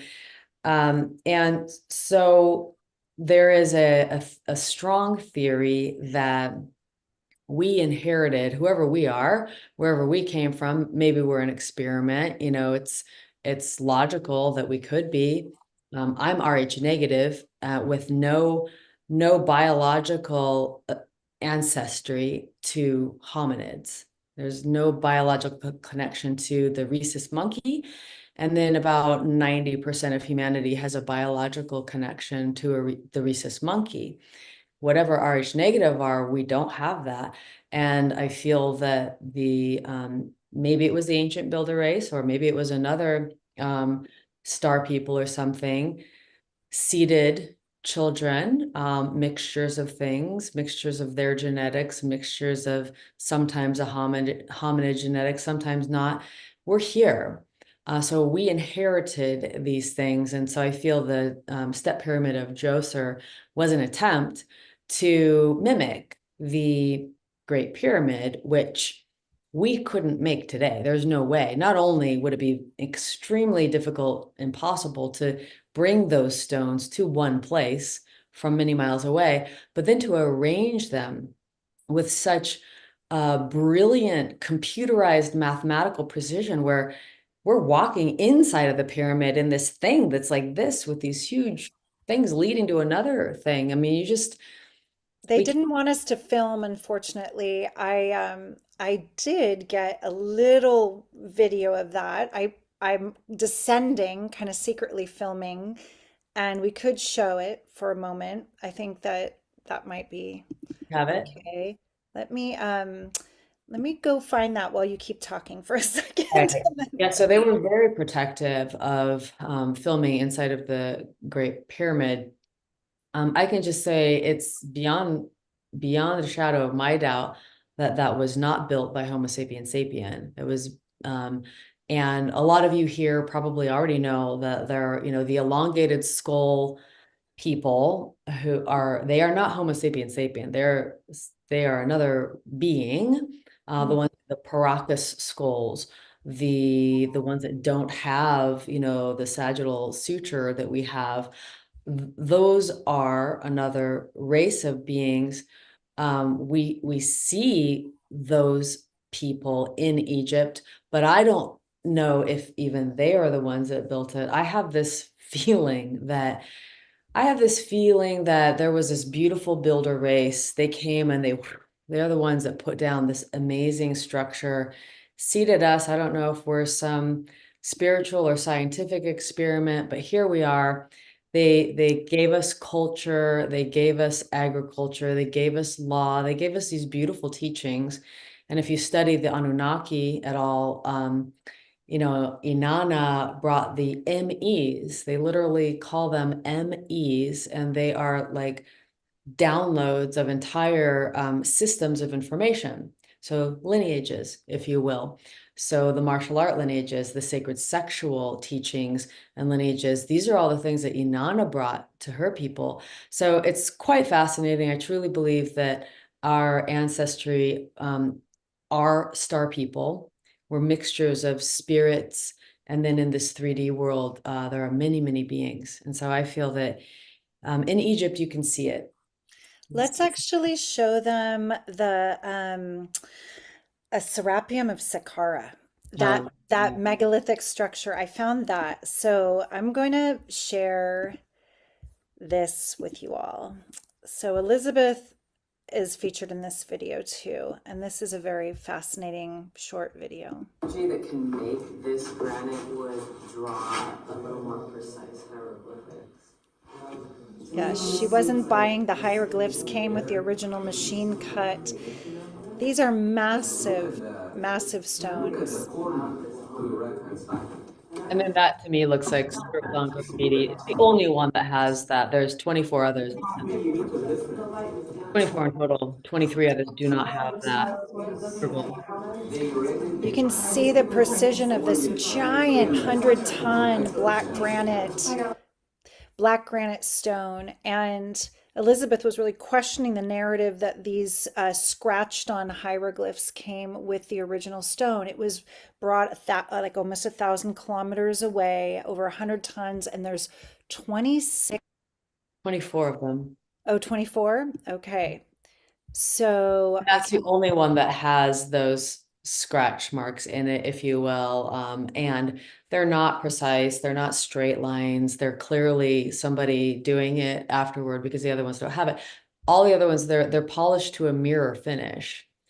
And people have gone there. They have gone to the Serapeum, and they have taken machinists, they have these tools that they measure the precision of stuff with, and they've taken those tools, and these things are like they're beyond machine made.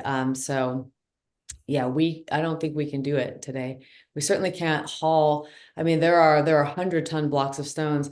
There are statues of Ramses that are 100 tons, where the granite comes from miles and miles away. We didn't have much time at Luxor at all, but the faces of Ramses are completely perfect. If you take a computer and you were to create a perfect face where both sides are mathematically perfect, that's what the faces of the statues of Ramses are. There's no way anybody could carve it by hand. no human error. I'm Yeah. going to show one more really wild hieroglyph that we went to at the Temple of Seti, that we saw rather when we went to the Temple of Seti, the first. Can you see what I'm looking at? We have a hieroglyph there that is fascinating and mysterious because it looks to the left like a giant beetle or bee or something, maybe a fish swimming downward, but then look right to the right of that vertical fish-like thing. There's a helicopter shape. Do you see that? Yes, yes. Yes. And then there's, right over to the right of that, some kind of maybe submarine and jet plane. There are these. Holy Moses, you're right. Yes. So this still mystifies Egyptologists completely. Were there ways of peering forward in time? Were there beings visiting them back in that time that had high tech vehicles? What were these things? It's fascinating. That's also something I really wonder about. I have so many images. I'm hoping this is the Temple of Dendera again, just to show the beauty. That's our friend. I think you're seeing everything I'm seeing, but this is our friend. Okay, walk. Yeah, just look at the size of these pillars and the colors they're revealing. Wow. Unfortunately, many of the ceilings and the pillars are blackened with soot because 1,000 years after the height of this culture, when it was falling under the sands of time, and the sand was filling up to 10 meters high in some of these massive temples, the early Christians were hiding in Egyptian temples to escape persecution. And because of their new beliefs, they were not honoring the beauty and the gods of old. They were even not just blackening the ceiling with their cooking fires, they were scratching off the faces and the bodies of the beautiful gods and goddesses on the hieroglyphs. So I know that we're getting towards the end of our time together, and I just want to really honor if there's any more questions. I do want to say that I found it intriguing and a bit like my nervous system and my heart was like, wow, the Egyptians were so fascinated by the afterworld. The dynastic Egyptians, the pharaohs, were so set on preserving their identity and their wealth and their possessions on the other side of the veil that they lived in preparation from the beginning of their reign in the biggest tombs and the biggest things, like the biggest doorways, the biggest temples. There was a lot of ego in the pharaohs. And Akhenaten is kind of, almost an exception to the rule in the sense that maybe he still was mummified and went through all the traditions, but he actually taught the people to revere life. And he wanted to take some of the power away from the priesthood that was really, they had a good racket going with all the gold and all the things they would ask from the people for each god, for each festival, for each ceremony. And Akhenaten said, there is one source of light and truth and power, and that is the light of consciousness that's symbolized by the sun. That's Aten. So it became more of this, in a way, monotheist. No, I can't even say the word monotheistic. The one God. He wanted us to worship the oneness, and whether they poisoned him for that. I know that his son, who we know as Tutankhamun, was Tutaknaten as well, that he was meant to carry this lineage forward, but the priesthood was too powerful because working on having people enrolled in this worship of many gods and in the same culture of preparing everything for a good afterlife and all that they'd have to give to the priests to prepare in that way. Akhenaten came in and said, honor the beauty of the Nile, honor the sun, honor the living creatures. And he was the first to really show hieroglyphs and images of him with his children in this loving way during his life, and not just about his passing in his tomb. And I believe he may have had one of those elongated heads, Elizabeth. He did. He had an elongated skull, and his children had elongated skulls. And I believe it's Nefertiti was his wife. She had an elongated skull. So they were those people. And then interestingly enough, the priesthood hated Akhenaten, and they destroyed a lot of his. We don't even know where his body is. Who knows what they did with that?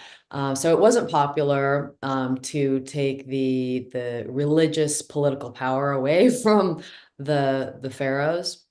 So yes, you can feel that, and as time goes on, it feels like it descends, more and more and more and more into ego, which is kind of how things are. And but there is a real beauty and power there. Egypt really harmonizes with the time that we're in now. Samhain, Halloween, Day of the Dead, honoring the afterlife, remembering those who have gone into it, remembering our loved ones that have passed on, and that they're still able to hear us, and they're still interested in being a part of our lives, which is why we create ancestor altars.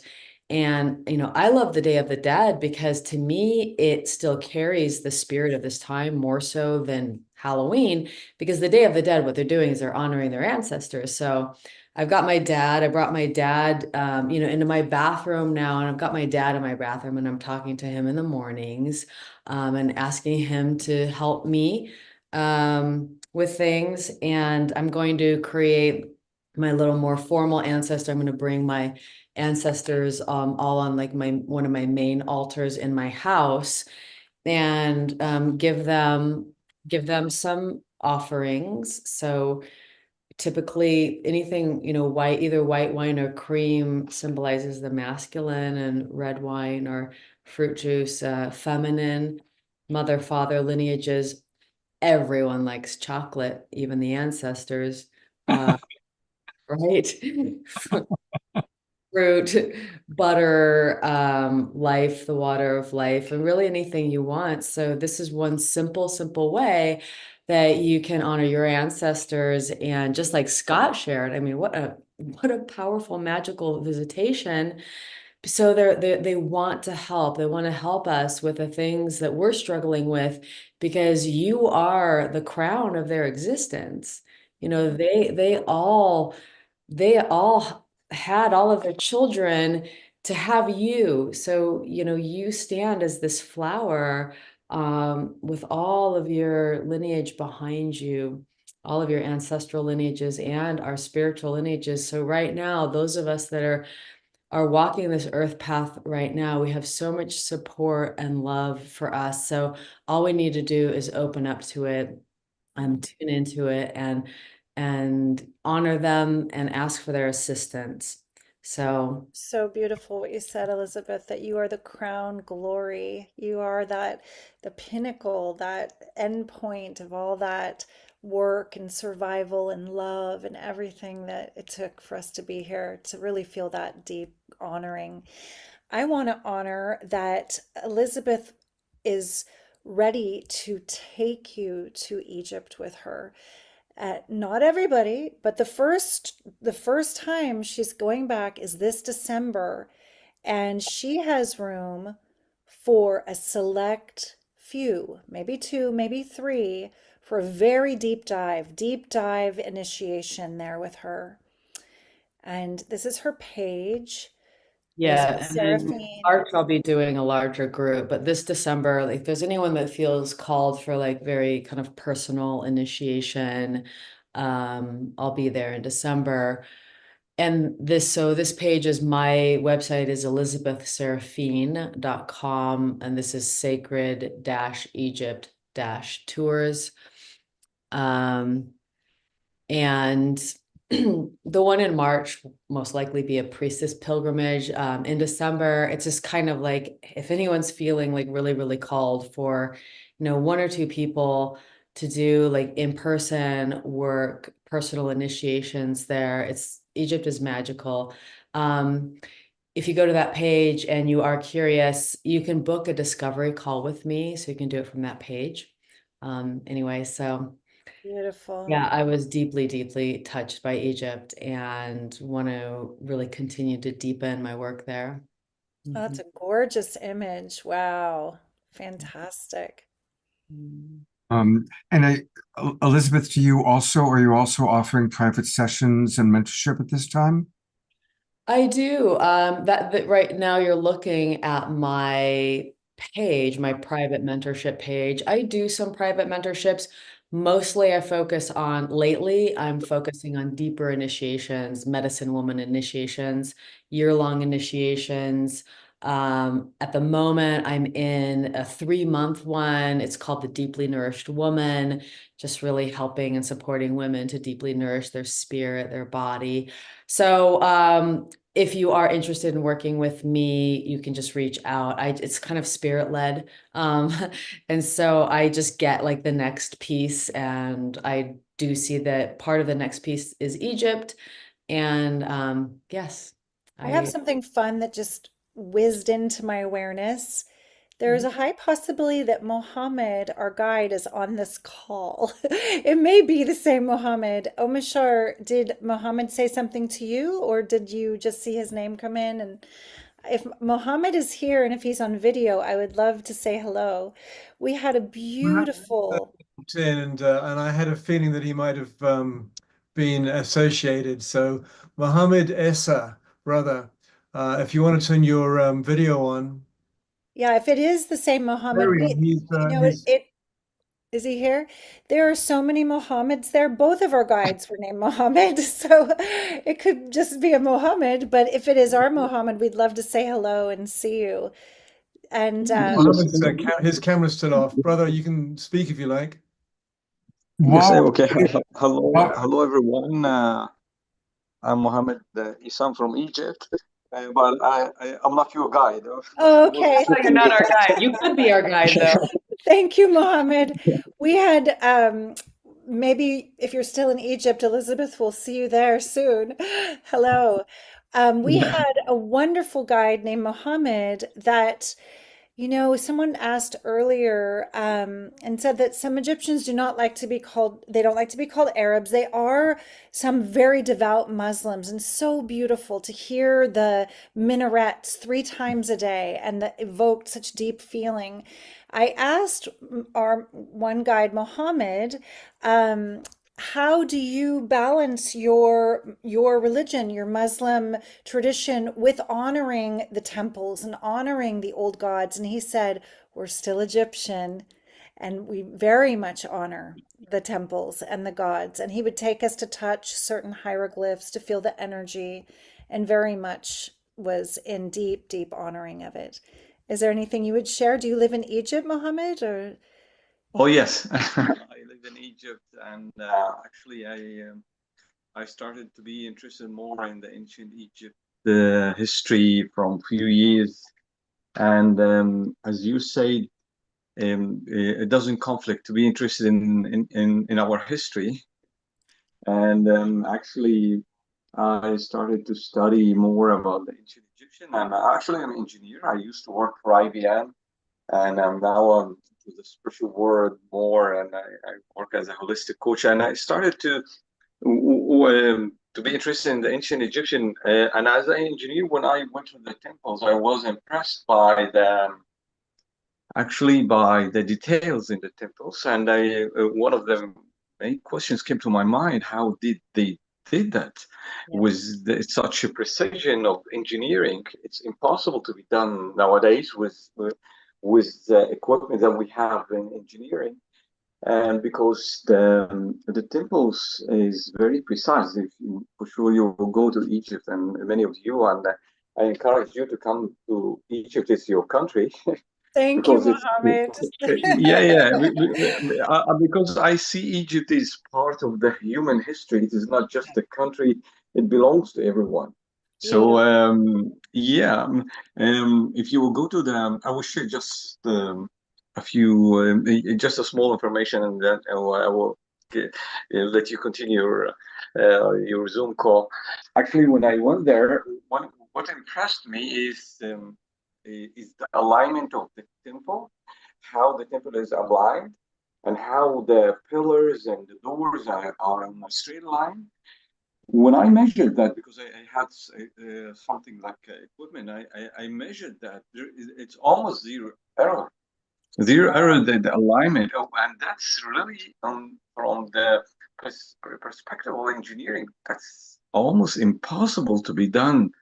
It's really hard. And I ask it why? Why you keep the building zero error? There is no pillar, is just 1 millimeter inside or one outside. No, there are zero error. They are on the same line. It's a kind of high precision. And the answer that I got by my own research is they wanted to keep that place is on a perfect level because they are seeking a perfect divine connection. And that's it. And thank you for giving me the Thank you chance so to much, do that. Mohammed. Thank you for that. Yeah. His audio was a bit scratchy, so I'm just going to reiterate that zero error in the alignment of the doors of the temples, and in his own intuition and contemplation, he recognized that it's connected to the divine alignment. So that's very powerful, very beautiful. I want to come in for one quick moment because people are asking how to reach Elizabeth. And so if you go to her website, elizabethseraphine.com, the homepage, just scroll right down there and you can put a name and email address. Will that get to you, Elizabeth, or is there a better way for people to reach you? I just put my email in the chat, so you can just email us, and it's hello@elizabethseraphine.com is my email. And that way you'll get my assistant gets those, but anything that's of interested in this, we'll pursue it. So I Egypt want to read that slowly because most people watching are watching on Facebook and can't access the Zoom room. So okay. it's Yeah, so I'll spell my name. It's hello@elizabethseraphine.com. So it's ELIZABETHSERAPHINE, Seraphine, which I named myself after the Seraphim angels. After my, so a lot of you may know, some of you may know, I was married to David Wilcock for a while, and when we parted ways, I was just like, I I need just my own name. I can't take, I have had two husbands, and so I'm not going to take another man's name. So I took my angelic name. Anyway, that's how that happened. And so, yeah, just reach out. I feel, just like Mohammed so generously said, Egypt has the heart of the people in Egypt is just the most precious I've ever felt. And there's such a welcoming energy. And it really restores it restores your heart, it restores your soul. And I think that that's what those temples are for. And so they're still working today. And it really is a magical land, and the people are so beautiful. So I just encourage anyone who feels called. It's definitely a pilgrimage to do for sure. Do And you know what the you, times that Elizabeth are going are going to be a really good time of year, because even when we were there in late September, early October, we had days that were 105 degrees. And I think December, January, February through March are the best times to go. I know the eclipse is coming there in 2027. Unfortunately, it's at the height of summer. It can get up to 120 degrees. wow. So even if you're an eclipse chaser, I don't know if that's the best time for your body to be in that environment. Going through the temples, you'd have to probably do it at night. And you want to be able to see, you really want to see the beauty. That's Eden, just my humble opinion. um, Eden, I'm really impressed with your retention of the information that was passed along to us, because as you're speaking, like you're pulling very specific information from our trip. And it's just really impressive. I'm kind of like a big energy, thing. I can go watch a movie and then I can't tell you what it's about. But I could tell you like what I felt about it. So it's just really beautiful to hear you speaking about this. And I'm like, wow, I'm so impressed. Um, It's my nerdy side. Most people don't know this about me. I do synthesize information really quickly. In astrology, I have a grand trine in air. So my I'm like I love learning. I love the details when I'm really interested in something. It's really fun for me. So oh, thank and you. by the way, yes, everybody asked if Eden and I were sisters. We just said yes. Yes, in Egypt we got asked a lot. We're the Golden Angel Priestess sisters. Yes. Like, yes. Wasn't it so funny? Oh, they tried to feed us this kichari, which was not my favorite at all. High carbs. Lots of carbs. And, I was like barely eating it. And one of the guys was like, oh, you're an angel. You're an angel. Eat, eat, eat. And I said, oh, we don't eat that much in heaven. Uh, No. Aw. Anyway, so I just want to I want to just thank both of you so much. You gave so much to us. It was like a double show, the about our, Samhain Egypt hybrid show. Scott, do you think this is a good time for me to share what's coming up and the gift I wanted to offer the audience, or before you we say quite goodbye? that's exactly where we're going. Oh, yay. So go ahead, and I want to share both things. So do you want to start with your priestess training or with Yes, we've opened the gates to the next year-long priestess training, and this is called the Mysterium. It is the online version of the deep dive with the divine feminine archetypes that takes you through 13 moons, which is one real year. We have 13 full moons. You can join the wait list, and what that means is that I'll reach out to you for giving you more information, the application, and the opportunity to interview directly with me. There's more information on the page about it, and they can scroll down later if they go to EdenAmadora.com. On the top nav bar, you just click on Priestess Training. And that is coming up next year. We start at Imbolc, which is another one of these beautiful turn of the wheel Celtic names. It's early spring in the beginning of February, and we go a full cycle into the mystery. And this next year's cycle is really focused on claiming your own magic, awakening your voice, connecting to the goddess that lives within you so that you can share your gifts here in this world that so needs us. needs the guides to step forward with a big toolkit.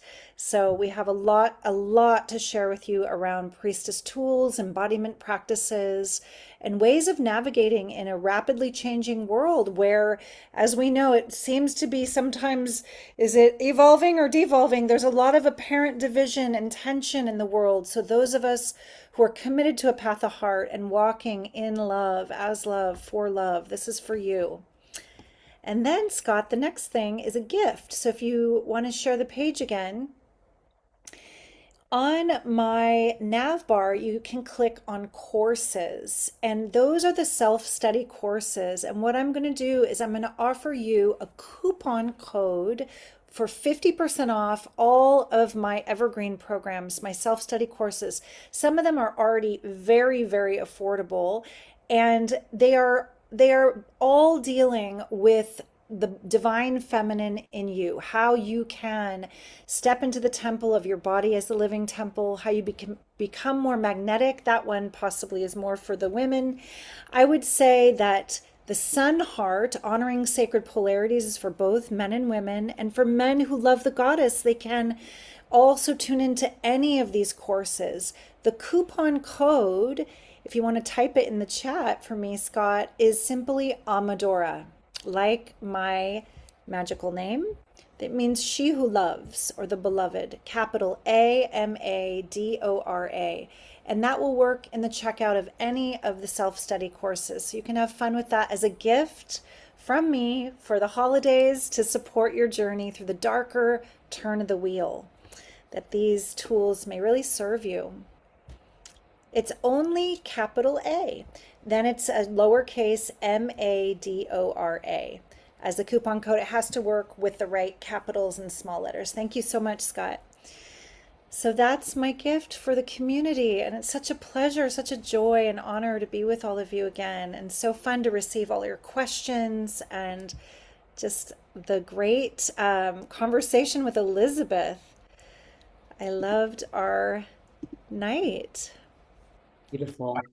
Yeah, I have a gift. If you go to my website, on the homepage, if you sign your name in, you'll get my video, how to navigate like a priestess. And it's good for men and women, but how to navigate like a priestess right now, these times we're in, these waters that we're in. So yeah, if you put your name and email in there, you'll get that video, and it's probably an hour-long video or something on that. Yeah, nice. Thank you. We'll see what happens. We'll see if it works. Well, I hit submit. It took me somewhere. You might get an email. You're probably going to get an email from Yeah.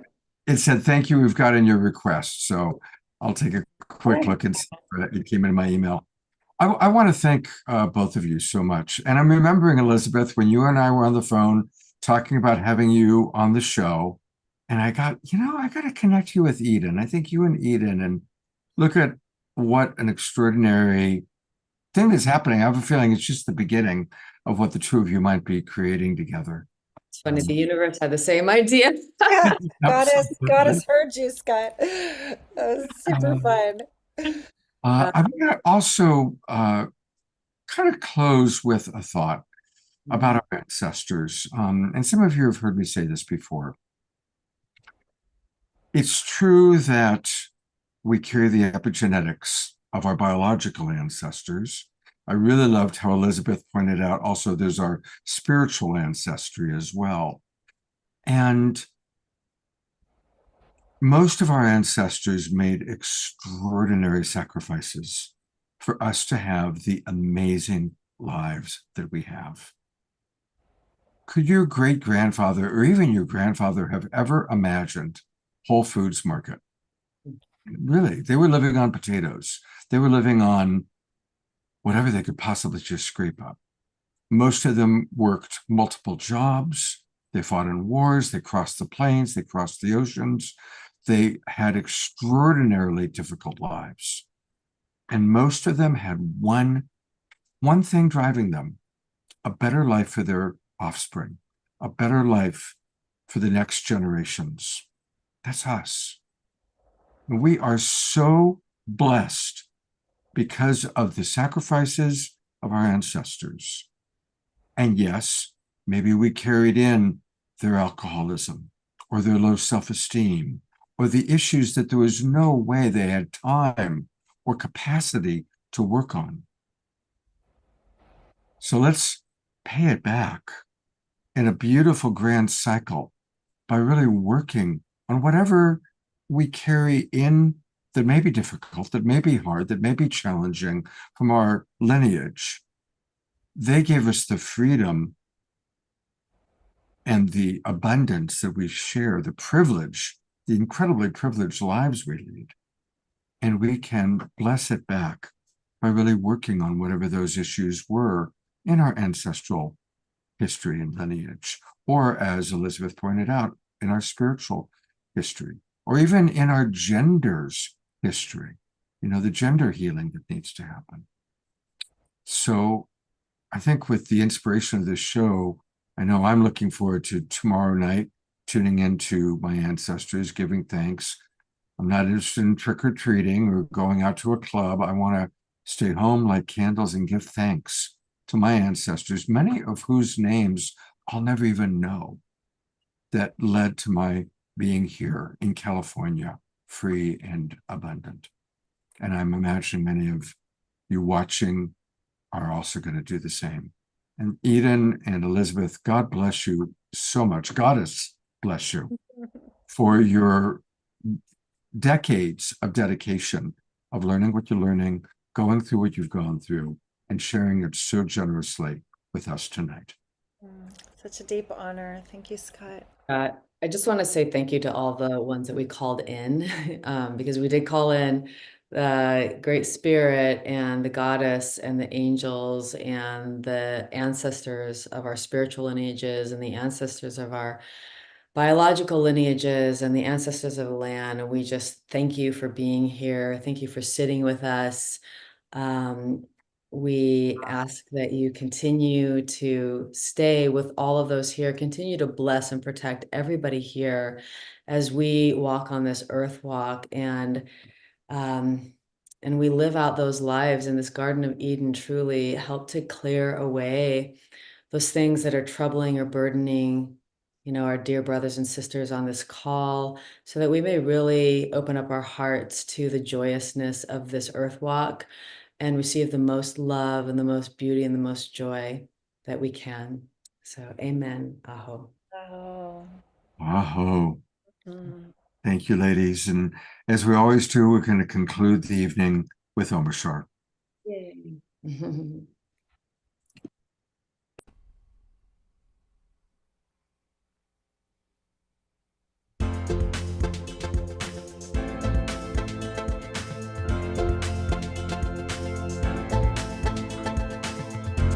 Whatever happened to the ones that came before? Did they just vanish into the blue?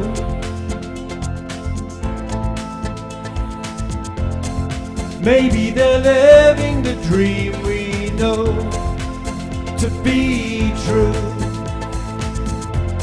and reaching their hands back out of the blue.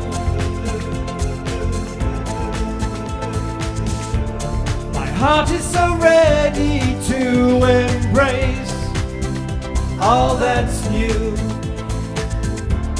I feel the love calling for me to break on through. With peace on my mind, I know that I'm coming to a new way of life that feels so true.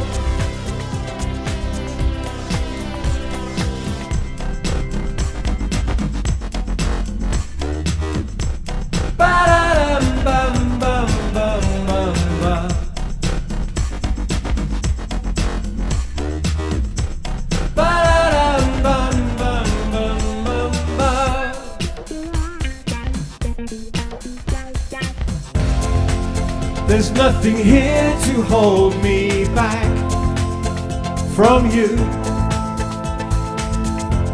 The clouds of my life have blown away.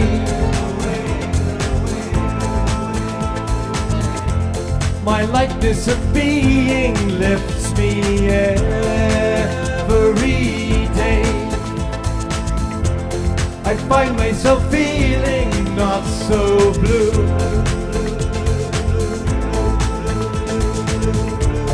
My heart is so ready to embrace all that's true. I feel the love calling for me to break on through. With peace on my mind, I know that I'm coming to a new way of life that feels so true.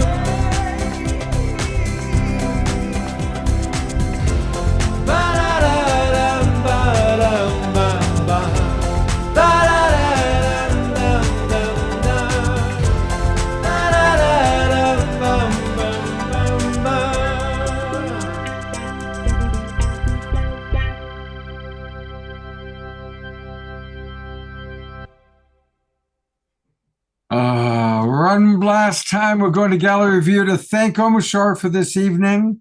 And again, to thank Elizabeth and Eden. Thank you so very much. Hey, I want to remind everybody, Saturday night, we have another wonderful show, Conversations with Remarkable People. It's a kind of a montage of interesting people, ranging from Costa Macraeus, who started a conversation group that now has over 1 million people worldwide, all talking about ET experiences. My co-host for the first time co-hosting, Melissa Fleich. You remember her? She channels the Akashic Records and many, many other wonderful people, including our beloved Omashar. So thank you, everybody, for making sure you were with us tonight, and hopefully you'll all be with us on Saturday night. It's going to be a really wonderful show. And again, thank you, Eden and Elizabeth. I think Eden's already off to dinner or somewhere. Thank you, everybody. It's been a wonderful, wonderful show. And let's all honor our ancestors and have a beautiful, sacred Samhain.